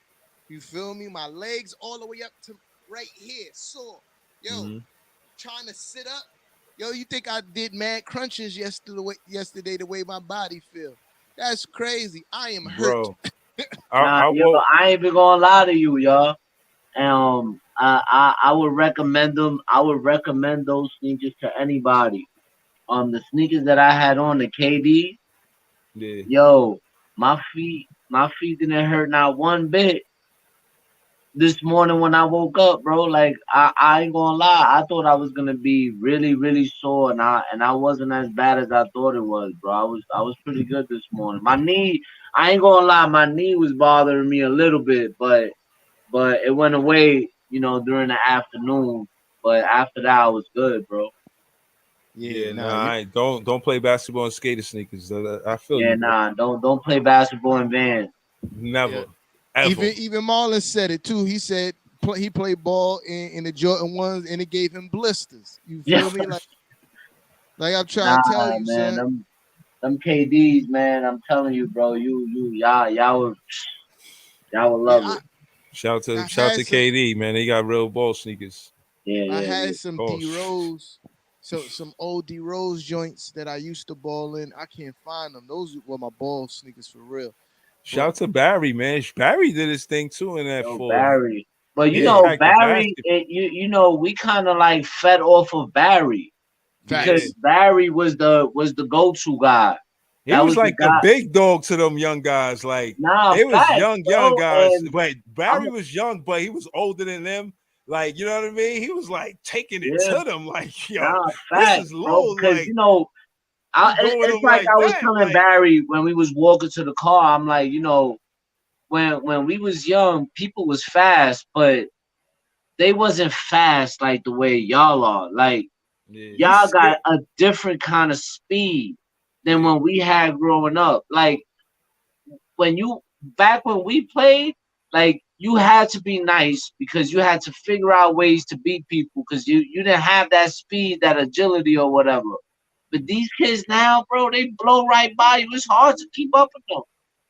It's hard, bro. Yeah. So I was telling Barry, man, I'm like, man, for us to be able to play with y'all and even get a win against a bunch of fucking 15, 16-year-old kids that are nice, because all of them were nice. Yeah, but you know, but because you said that, what I will say about the experience of being an older player, I guess, is learning about the cookies. I seen a bunch of butterscotch, macadamia, chocolate chip. They were so fast that they didn't know how to control the ball. So that's where I was getting all of the steals, because like you said, they looking at us like we old, so they trying to fly past us. Yep. So I kind of got up in their chest, like I wasn't physical with them, but I made them either I was, for lack of better words, I was more than a cone. You know what I mean? I was like, all right, you gotta get around me with your handle, and I had them stifled. Yeah. Like, you know what I'm saying? I was cookies. Like, even if they was getting around me, Barry would come and steal it, or JJ would come and steal it. You know what I'm saying? Or they'll try to pass it and they'll put up a bad shot and you'll get the rebound. The fact that I was like making them handle the ball, and like I said, I would like how you say, I would backpedal versus the guy with the do-rag, because you couldn't really do that with him. All of them other guys, they was fast speed-wise, but they didn't have a handle. Yeah, they didn't. They didn't. Yeah, but the guy with the do-rag, he had a handle, so you can't really play him close. He'll blow past you, like you said. Before you know it, he had the basket like this. Yeah.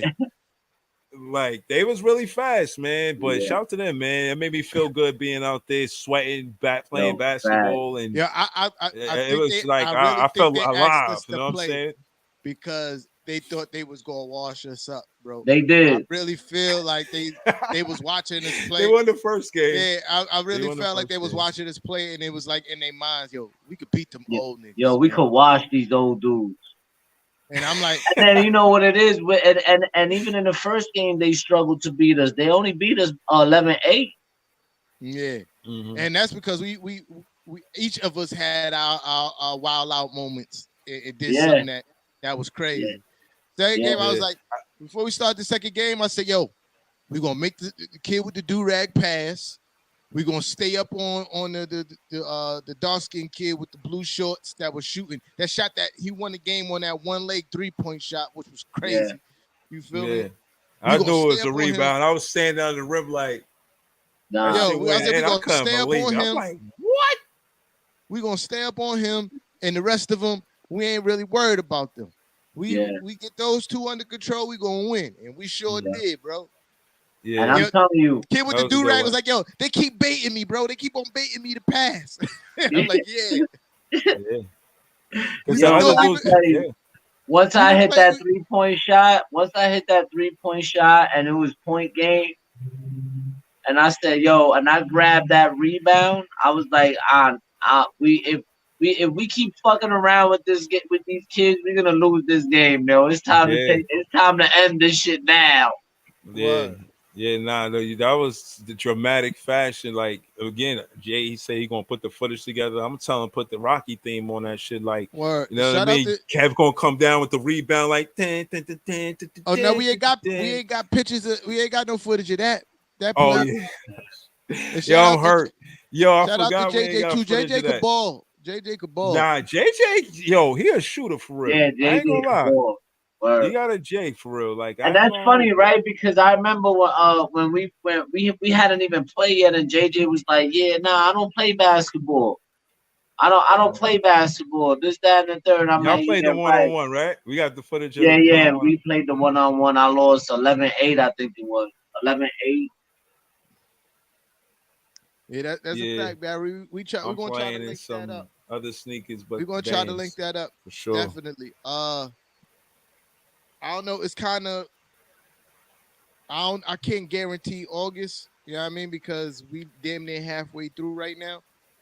So, like, probably like early September, maybe late August, early September before school start. You know what I mean? Like, we're gonna try to get it in. You know what I mean?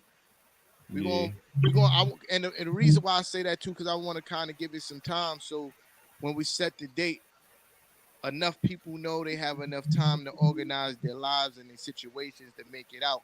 You know what I mean? We wanna try to get a bigger turnout the next time.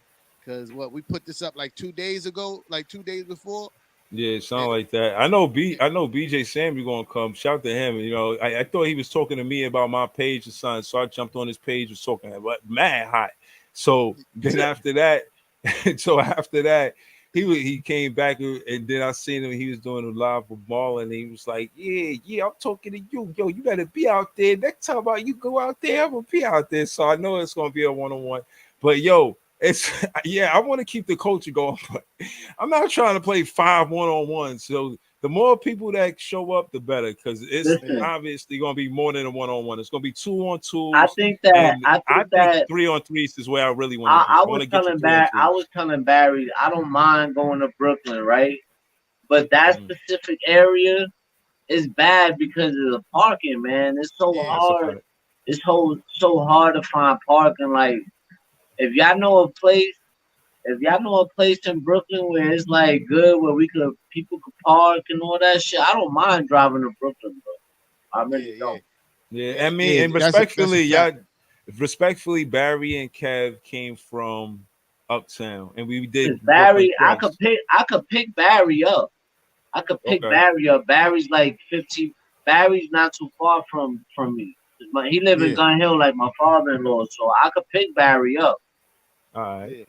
So that's love. Word. Yeah. So yo, big my fault, Kev. Yo, Big Fit Breezy, you gotta galvanize some more net fans, man, to come and play basketball, bro. You gotta tell Jason Tucker, Brandon. Brandon Wright. Nah, I didn't tell Brandon. I didn't but I'll ask Brandon. But I did tell JJ couldn't make it. Ty West couldn't make it. You got Nick Fan Jaffe. Yeah, I mentioned this to Jaffe. Jaffe couldn't make it, but the Nets fans that you mentioned, and I didn't bring it to their attention. They just couldn't. That's what I'm saying. It's looking like Nets fans is scared of smoke out here, man. That's all I'm saying. Man, I was there holding it down in a big way, man. Yo, if you could, look, Brandon said he'll play. So if you could get yourself five Net fans, we could get 5 Knicks fans. It's litty. Yeah, no, I'm all the way with it. But if Brandon Wright's saying he's signing up for it, that's one. Jay, if it's in that type of thing, he definitely going to try to make it. He was trying to make it. He couldn't make it, but that's 3. Well, Ty West, he'd be busy. We all know that. Jaffe said he's definitely trying to make it. He said he was at work. Word? Oh, yeah, that's dope. On the bus. Yeah, that's right. That's dope. Oh, he's seen us. Oh, wow. Yeah. Nets fans is everywhere. That's what I mean. Like, I think that we could find somewhere where it's more like, it's easier for us to find parking. Maybe. I know a suggestion is the Highland Park on Jamaica, and it's right off the Jackie Robinson. If you drive, are you talking about going to Queens, nigga? It is close to Queens, but I'm just saying that's the only only suggestion I got as far as parking, and I only know that because I used to live over there, across the street from the park, and I know that find somewhere in Brooklyn parking on those side blocks. We gonna find somewhere else in Brooklyn that is more parking friendly. That we we could come on prepared, like bring a grill something up. Do all that. It ain't got to be nothing crazy.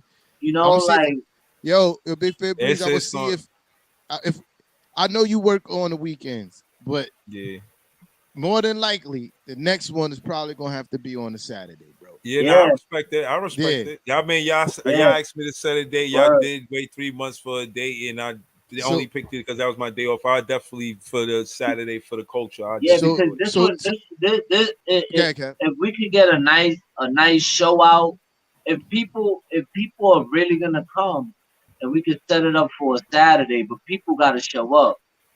But we could set it up on a Saturday, everybody, and then we could just go in and we can make a whole day out of it. You know what I mean? Like that day. So, Big Fair Breezy, I wanted to say too, if I'm gonna try to get Fluke to pull up, and he got a son around your son age. You heard? Yeah. So if we throw it on a Saturday, we get them out because I know you said you want to bring your son. They could be over there doing their thing. They ain't even got to be around the adults like that for real. Now my son all the way with it, man. You know what I mean? Now that's my guy. You already know, Jay. That's my guy. Like he just wanna. He be with me. So man, like, and then I already told Fraz, so I was like, I told Fraz that we tell Fraz because Fraz live in PA.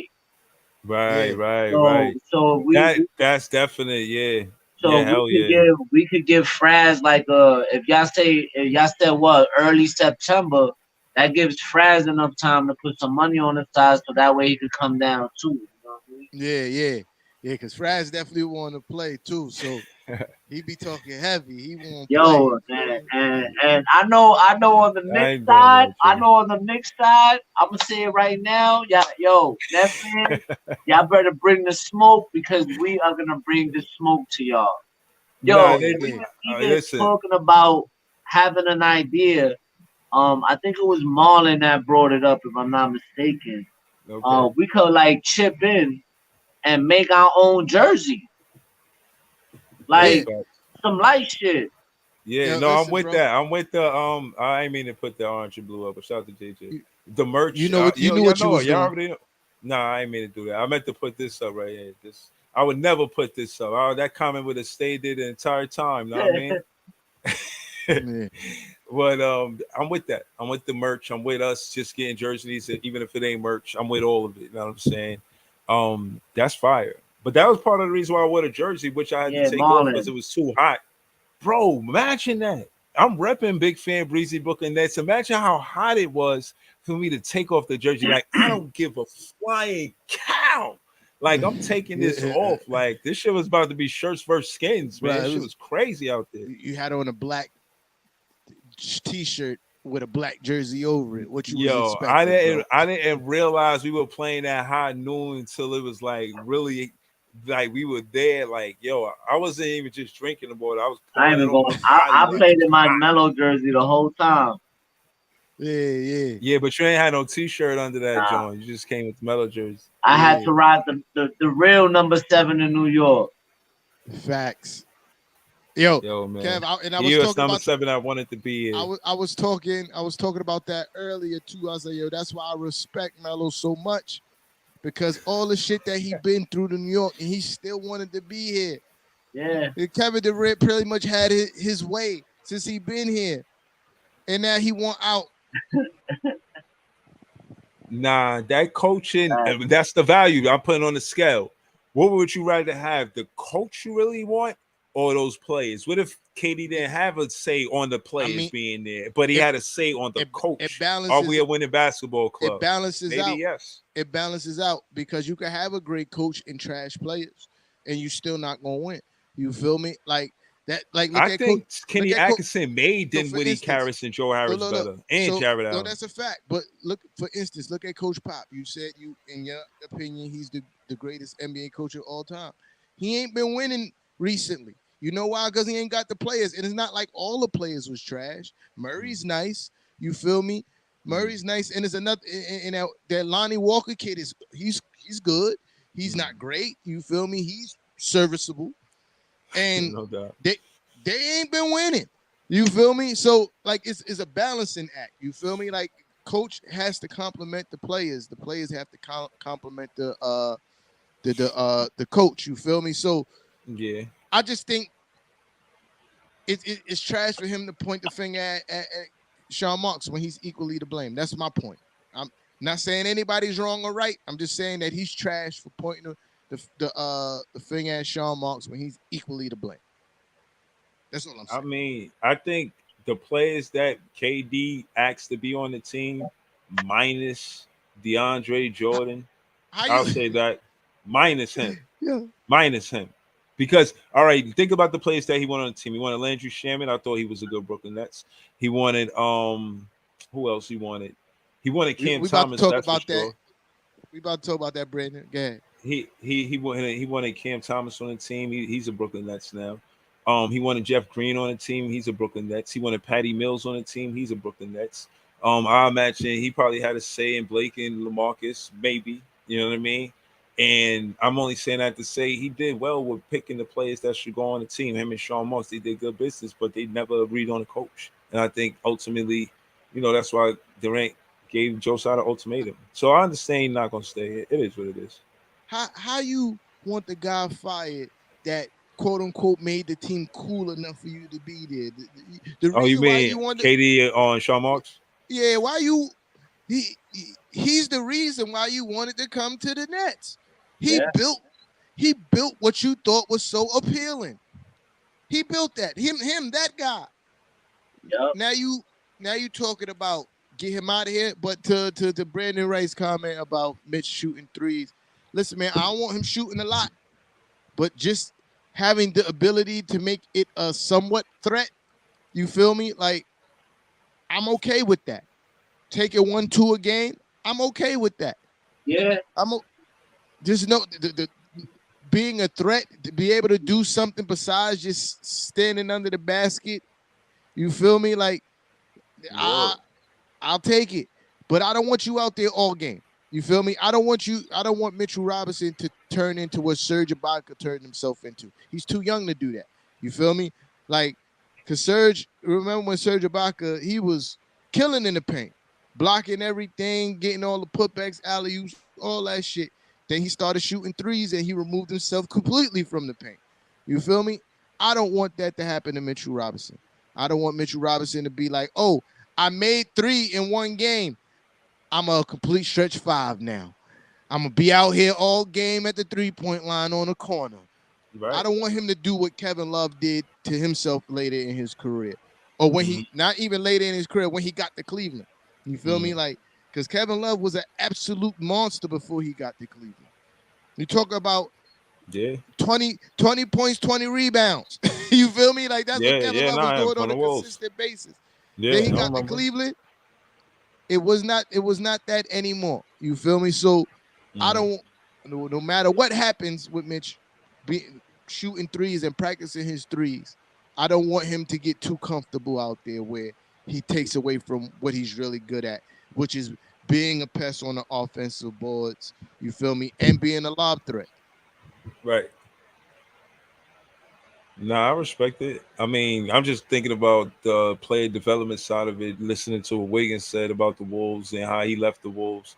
And, just kind of the same thing but he didn't really want to stay for them to build because they building something now and it looked like they're going to be dangerous in the West Coast. But I'm saying that to say that they had Marbury and Garnett, didn't make it work, but you see how Garnett ended up, you know what I mean? Winning the championship. Marbury, the man in China.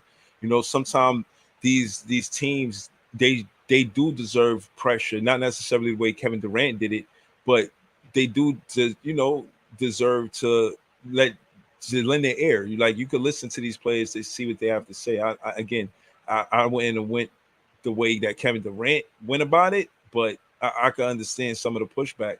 I heard that in Wiggins again. He felt like he could do more as far as being more to his role or more of an impact or effective player with Golden State than he could with Wiggins because he said he didn't have to score all the time. And I think a lot of basketball players feel like they are essential, especially a Draymond Green. You feel like they got more to contribute than scoring.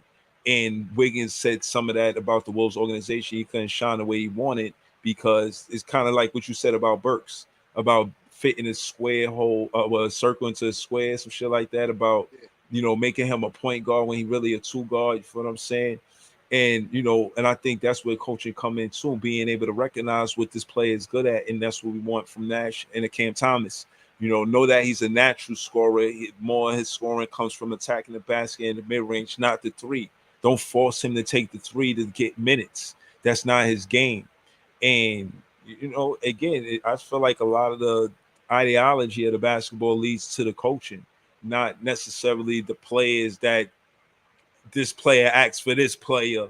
And you know, he came to the team and we lost because they didn't play well together. You know what I mean?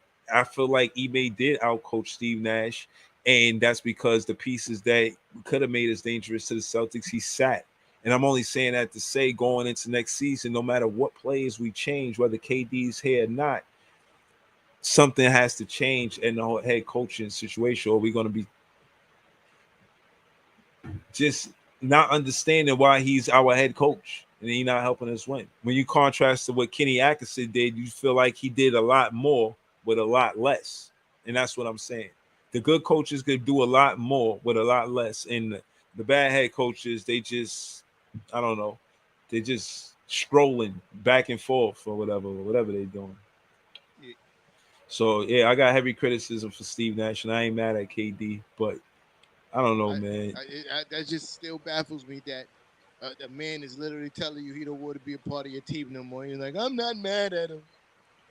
No, I'm not. Nobody else said it. Nobody else. Nobody else. You have as well go. Listen, hold on. Let me ask you. You might as well go in front of. You might as well go in front of the Barclays Center with a "KD, please don't leave" sign. Please don't leave. No. Please don't leave. KD. Listen. There's never been no rhetoric from Sean Marks to Steve Nash about becoming better. And even when I seen it in the press conference, he never pushed the envelope, never pushed the issue, never put no pressure on Steve Nash to become better. No matter what Steve Nash does, they stay loyal to him. You don't know and what the conversations are behind closed doors. You feel me? Like, bro, he's here for the third year. That's bad business to ostracize your coach in the press.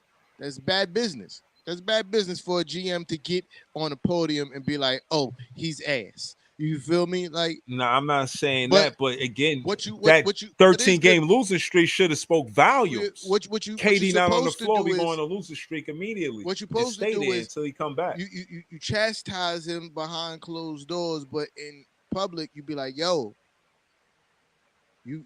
this is my guy. We support him." But we're going to have those conversations behind, especially if that's his man's in them. You know they having conversations. But, yeah, for real, like, but the moral of my story is, bro, for you to be such a more of a fan of the Brooklyn Nets than you are of a player, the way you be out here, I'm not mad. On your Tupac, I ain't mad at you for KD after he's proven. No, I'm not mad that he doesn't want to. He's proven that he don't want to be a part of your franchise. And again, I expressed that I think that it has to do more with him just not wanting to be a net no more than it has to do with the coaching. Because again, he could have handled that situation differently. He didn't have to leak the. I don't know who leaked it, so I'm not gonna say that. But he didn't have to go and make an ultimatum. Oh, if it was the coaching, he could be like, "Yo, what are we doing about the coaching situation?" You feel me? Like, not go missing and not having conversations with the front office for months, and then showing up and being like, "Yo, either fire these two guys or trade me." Like, no, go missing for months, pull up, request a trade. Don't have no conversations with the front office again for months, and then go, "Oh, trade these guys. I mean, fire these guys or trade me." If it was just about the coaching, there's other avenues he could have took. It's more about making a public spectacle so he could get off the team, versus then finding the adequate coach to coach the team. I feel what you're saying, bro. Realistically, as a fan, how invested am I supposed to be in KD when you think about it on the productivity side of things? Like, we got to the second round with him on the team. And again, the expectations all changed for us as fans from that off season, right? That off season, we was fine. Like, we heard about KD and Kyrie going to be Brooklyn Nets, but we wasn't sure or whatever. And again, we like Kenny Atkinson as a fan. So what I'm saying is, yes, as fans, we like the players and we're into the players, but we also favor coaches as well. So case in point is, I'm not that attached to KD because we got to the second round and I expected us to go to the championship. And I want players to be on the team that want to be on the team. And if he don't want to be on the team, that's why I'm not attached. Like, I'm not mad. You don't want to play. You got us to the second round. Okay. It's not like you got us to the finals and then we lost by 1 point and then you leaving like, oh my God, he's leaving. Like, yo, we got to the second round. How much am I going to frown about the guy that want to leave? He's a great competitor. I mean, he's a great player. But if you don't want to compete with us, then leave. We'll get players that want to stay and want to play. It's crazy, right? Just hearing your perspective. Cry over KD leaving, man. The correlated with the Knicks is hearing your perspective on like what players have achieved. Like I'm just the Donovan Mitchell situation, right? How Knicks fans want to trade the world from him. I'm like, yo, he's not a champion, dog. Like he's not like, yo, bro. It's not like LeBron 3-4 years ago. You get LeBron, your chances of going to the finals is through the roof because that's what he does. You feel me? Like he may not win them all, but he gets there. You feel me? Like.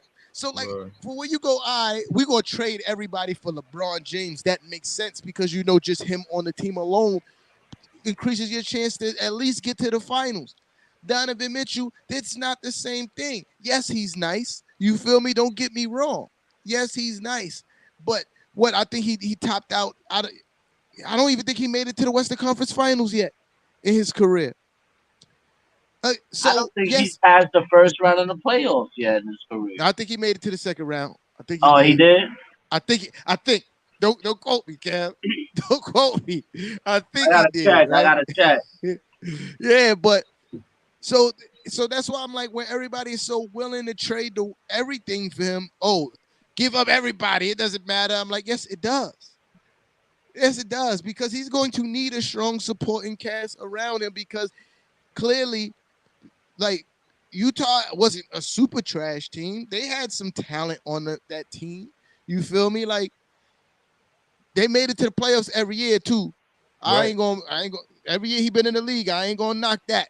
I'm not going to knock that. They made it to the playoffs. Every year he's been in the league. But that's a different argument I have for that. You feel me? But I'm not trading him like I'm not trading for him like he's going to automatically take us to the finals. You feel me?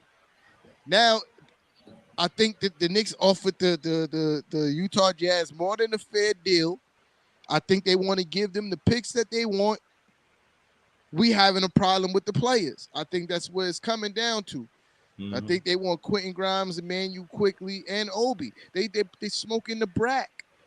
They smoking the brack. I'm not doing that. No. What you going to take, if I'm going to give you the draft picks you want, which is 6, okay, I don't care about the draft picks. It's not about the draft picks to me. We got a ton of them.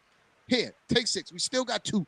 You feel me? We still got 2 tradable ones. You feel me? Like, so take those 6. But you're going to take whatever players I'm willing to give you. You're going to take Evan Fournier and whoever else I'm willing to give you because you got to make the money work. I'm not saying I want to trade Evan. Just how you got to make the money work. He's one of the biggest contracts on the team. You feel me? At $17 million. Outside of the ones that we know we not trading, Jalen Brunson, Julius Randle. You feel me? Like, outside of them, it's Evan. So you got to take Evan and whoever else we decide to give you. So, and again, we're not going to trade for this man like he's going to take us to a championship off the rip. We got a caller. Hold on. Who run the city? Who this? New York Knicks run the city. You know what it is. Facts. Talk your shit, Brody.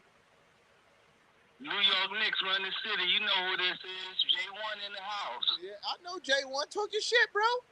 Yeah. Shout out to J1. He was with us yesterday. Oh, wow. Facts. Jimmy, what up, Jay? Man, I appreciate y'all. I had fun yesterday. We gotta do that again. That's a fact. Yeah, we were just talking. J1, we were just talking about it. Like, he got some good footage too. Yeah, like trying to, like preemptively plan the next one. You feel me? Like, we're gonna get into some more conversation about the next one offline, but we definitely gonna try to do the next one soon. You feel me? Like, yeah, we gonna give enough people enough time so they know to pull up. And we're gonna do it. We appreciate you for pulling up too. You know what I mean?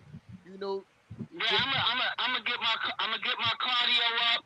I'm gonna give y'all 5 or 6 minutes or something out there in the court. I ain't gonna just sit there and be the cameraman next time. You know what I mean? Well, listen, man, now hold up. That was valuable content, man. We appreciate you just pulling up, man. It meant a lot.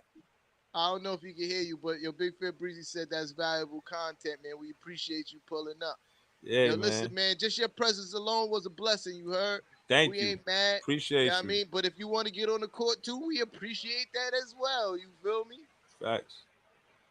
Well, I'm there next time. You know what I'm saying? Just give me a little heads up. Put a little money up. Have a cookout. Do whatever it is we gonna do. But like I said, I don't get out a lot, and I enjoyed myself yesterday, man. Yeah. That's what this is all about, man. We appreciate you, Brody, for real. But yeah, I just wanted to hit y'all up. I'm listening. I'm out here working and shit. Keep it going. All right, Brody, get to the bag. We appreciate you, bro. All right, one. Yeah, man. Shout out to J1, man, because he really did pull up, and it was all off. It was all off the love. You feel me? Like he just pull up to kick it with niggas. Really, you feel me? Like, that's what's up, man. I told him too. I said I speak to most of y'all on a daily more than some of my family members, man. Like, yeah, man. Yo, it meant a lot for him to pull up. I was surprised that, a lot of people say they could make it in a sudden notice. So you just appreciate anybody that could pull up in sudden notice. You know what I mean? I think I'll try to get respectfully. It was 4 Knicks fans there. You know what I mean? So yeah, like you said, I'll try to get some more Nets fans there. Y'all see me here. You know what I'm saying? I was there. I did leave with a few wins, so it's not like I lost every game. So I represented for the Brooklyn Nets. I represented for Brooklyn. And shout out to the Knicks fans because they did pull up, man. And, if the Knicks fans going to pull up, we got to pull up. I'll say that. You know what I'm saying? 4 Knicks fans pulled up. Shit. I want to get a 3-on-3. You know what I mean? That's what I'm looking for. Y'all talking about a full. I get it, yeah. But I want to at least get a 3-on-3 too. Listen, man. After running those last 2 fulls, I was like, yo, this might be a little bit less work than actually like doing a 2-on-2 or 1-on-1 because you ain't gotta do everything. You feel me? Like you could run up the court, you could rest a couple plays. You feel me? Like like when you doing like a 2-on-2 or 1-on-1, like you in the shit every play. Yeah. 2-on-2, you gotta do something. You just ain't standing there like this, like like. Right, but that's where those open jump shots come from. Cause you there, but for real though, you like, man, you gonna make a miss it. Like, cause you tired. You know what I'm saying? Well, me, I'll speak for myself. I'm tired. Like, no, you right, bro. You speaking for both of us there. Like same thing with Kev. Like, fan square, he won the game. I'm not saying that, but trust me, some of it was like, you gonna make him miss this. And I ain't never really seen Kev shoot jumpers for real. I seen him play before, but he was going to the paint more. I remember more of that. And he was shooting and he was making them. I'm like, yo, respect it. Like, but I really wanted to play that game versus T-Time, though. You know what I'm saying? But the next time we play, I'm only going to 11. I gotta keep it real with y'all. I'm not going past that. I'm not playing no more 16-point games, bro. It's clear. Yeah. All my 1-on-1s, this is to 11. And that's where it stops for me. You know what I'm saying? I could play more 1-on-1s with just going to 11 than going straight and I could go straight to 11. You know what I mean? Like, nah, man. I'll work on that. I'll work on just going straight to 11. Then I'll decide if I'm playing. I ain't played no more the 16s, man. I'm not doing it. No, it's not happening. Nah. I mean, like if it's a 3-on-3 or better, yeah, we could play the 16. 2-on-2s, 1-on-1s, I'm not doing it. Nope, clipped. You feel me? Right. I'm not doing it. That's a good one though. Cause that was a good one. I seen you on what was you on JJ arguing about the linebacker? Yo, the 3-point line. Bruh. Y'all had me Shout crying. out to my guy JJ, man. Shout out to my guy JJ. Because how we was playing it on ones made sense, right? Because if you shoot the ball, it go out towards the 3-point line, you grab it, you could just chuck it up. You feel me? Like if the take back is the 3-point line of ones, right? Yeah. Now when you bring it back above the foul line, but still have to go past the 3-point line in ones, right? Like, so for people who's listening, so it to make sense, right? Mm-hmm. Now, how we was playing on 1v1s was when you shoot the ball, you have to bring it back behind the 3-point line, but behind the foul line, if that makes sense, right? You have to go behind the foul line, behind the three-point line versus going to the wings, right, to clear the ball. Now, we was arguing that we play in twos now. Like, bro, that the three-point line is good because there's more people to cover ground. You feel me? Right. There's more people to cover ground. So if the ball hits the rim and goes out towards the three-point line, it's two of y'all. Somebody need to be running over to cover that man. You feel me? That's a part of the game. Versus now it also slows the game down into if you had to keep on bringing it back up to the top of the key every time you clear the ball. Like part of twos is getting that rebound, making a quick, going to the side, coming back, making a quick move, catching your opponent off guard, hitting your other teammate with passes. That's all a part of the two-man game, bro. Like, and you eliminate that when you have to clear it at the top of the key every time. You feel me? Like that in instance, that's like a transition basket if you think about it in twos. Like you shoot, the ball miss you, hurry up, run to the wing, clear the ball. Now you can either shoot it or you could make a quick move, drive before the defense set back It don't up. feel like a take back. It is a take back. You don't feel it. It is a take back. But that's what that was to push back on how JJ said it. He's like, it's not a take back, son. It's the closest 3-pointer to the court or some shit like that. But I think that's an easy fix. The rules would be simple. The ones and twos is dope. We was arguing because, bro, I wasn't backing down on that. Like, nah, bro. Like, we playing twos, bro. Like, I've never played a two. I played 1v1s a lot with that rule that we was playing before. Like, you got to bring it to the top of the key. You feel me? I played one, but I've never played twos or anything higher than that when that's the rule. Like that's weird to me. Like, bro, like we got enough people to cover the court. Like 2 people could cover the full court. Like, yeah, but you know that was a light argument. It wasn't a real argument. That's just it wasn't. That's just in the heat of the sport, competitive nature argument. Discuss the rules before the game because that's what it was too. Yeah, I was discussing it in the mix, like 4-5 or whatever. Like, nah. I was like, yo, and I was giving him the ball because I was like, yo, we wasn't clear. You feel me? We wasn't clear. Y'all could still have the ball, even though it was our ball. You feel me? Y'all could still have the ball because we wasn't clear, but just moving forward, just know we not doing that shit. Like, but more so, I had fun than anything, man. And I could see us doing it again, not necessarily at hot peak of the heat of the day, but in the afternoon, 2, 3. City, who this? Oh, I gotta say the Knicks. Facts. Who this? It's Mayhem, Marlon. Oh. Shout out to Marlon. What? What up? My God, Mayhem. I gotta say it, bro. I gotta say it. Yeah, talk your shit, Marlon. Yo, what the Ross? It's not looking too good on the Nets side right now. It's spooky right now. We swept them twice. How could you call up with such Cappington? Yeah, yo, that was some good shit yesterday, though, bro. Like, yeah, if y'all get it popping like on an annual thing, that'd be dope. Yeah, nah, definitely. We gonna definitely like I'm not gonna make no promises, but I'm gonna definitely try to get an indoor situation happening during the season. You feel me? Right. I'm gonna keep you abreast of that, but definitely, like next summer, we're gonna have something real planned out, so I could give like months in advance, like yo, on this date we gonna do it up. So, cause we know we got supporters that live far. You feel me? Marlon's calling in from Texas like right now. Everybody, you feel me? Like. Yeah, we're gonna give y'all opportunity. He on Central Time.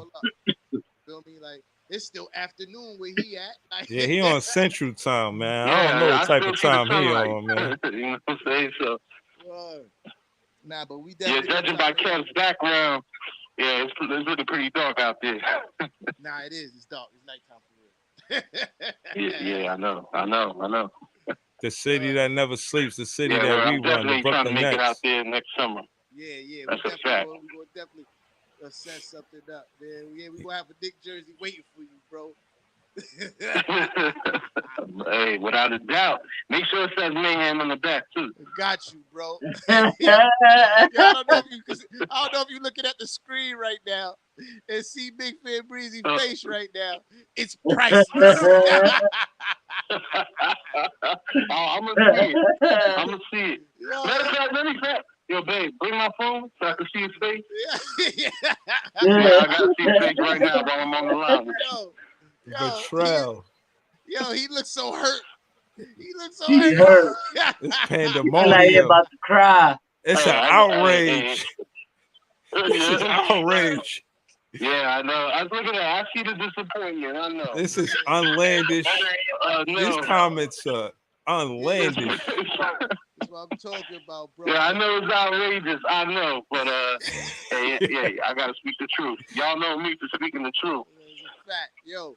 It's getting spooky on the next side right now. Yo, Brody, we about to shut this down. You feel me?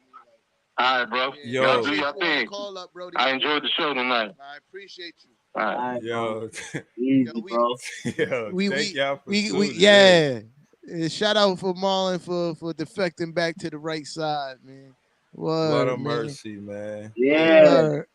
It was all good just a season ago. Yo, Kev, don't worry. It's gonna be more of them once KD get traded. It's gonna be Oh more yeah. of them. I knew all along there was a lot of disgruntled Nets fans. I warned Marlon of this the entire time. I say you hang around with Kev, that Knick fan scoundrel. They're trying to make you a Knick fan. What did he do? He called a show and say the Knicks. Yeah, I'm not repeating it. Yeah. I'm not saying it. Yeah. No, I'm not gonna do it. Shout to Brandon Wright. Shout to Brandon Wright, man. Yeah. Facts, JJ. Facts, JJ. Greatest call ever. Yeah. Word. Yeah, but yo, appreciate y'all. Today was a dope show tonight. Word. Yeah, nah, appreciate y'all for real, man. Real. Yeah. I'm gonna let you know why I'm really trying to get up, because my back hurt, bro. I ain't gonna hold you. Like, I'm sitting here. My legs just look grainy, bro. Yo, I wouldn't say it hurt. It's more sore than it is hurt. So I'm gonna say that my back is sore and sitting up. Everything hurt. I literally from right here down, son. I'm in pain, bro. I'm in pain. Yo. And I said it too after we played that last 4. I said, I don't think I should have played that last game, bro. I don't think I should have. Nah, but I'm gonna be ready next time. Word. And next time it's gonna be a lot more people. So Solomon, you gotta get your net fan up, because man. I don't want to be out there one net fan, non-Knick fans. Like, come on. The Knick fans, we deep. Pause. We out here. Brandon say he gonna pull up. Jay probably gonna put on the Saturday and Sunday. I expect more people to pull up just off the Saturday and Sunday. We still got Knick fans that ain't show up. BJ, Fluke. You know what I'm saying? Like, Raymond said he gonna pull up too. Raymond. Fraz. Wow. Sean and them. Yeah. Okay. Because Sean said he'll come too. Sean said he'll pull up. So. All right. So Jaffe said he'll pull up. Jay said he'll pull up. Brandon said he'll pull up. So all right. So there you go. All right. We ready. We out here, cuz. Facts. Yo, shout to the shit, everything, man. All the love we be getting, all the love. Just Jimmy, we split. We played two full courts. We lost the first game 11-8. Then the second game we won 16. I forget what. 16. Yeah, we crushed them. We crushed them the second game. Yeah, we crushed them the second game. I remember 8-2. That's the last time I heard the score. All it took for us was to see them play one time, and we knew what time it was with them. You feel me? Well, yeah, that was dope. Yeah, we definitely got to get the next one. Like, before we even, after we get off this live. I seen Jimmy pull up. In the car. I'm not JJ talking spicy. I seen Jimmy in the car. He was like, "Yo, Breezy." I was like, "Oh shit, what up, Jimmy?" Yeah. Oh, that's how I knew. That's how I knew it was for Knicks fans. Word. Yeah, but yeah, we about to get off this live, and we're gonna try to chop it up a little bit to not solidify, but like kind of get in the right direction for the next joint. You feel me? Yeah, man. But yo, Probably appreciate on everybody want to pull Sunday. up. Yeah, pull up. Appreciate everybody want to pull up. You know what I mean? Thank y'all for man. tuning in as always. Word, we out. Thank y'all.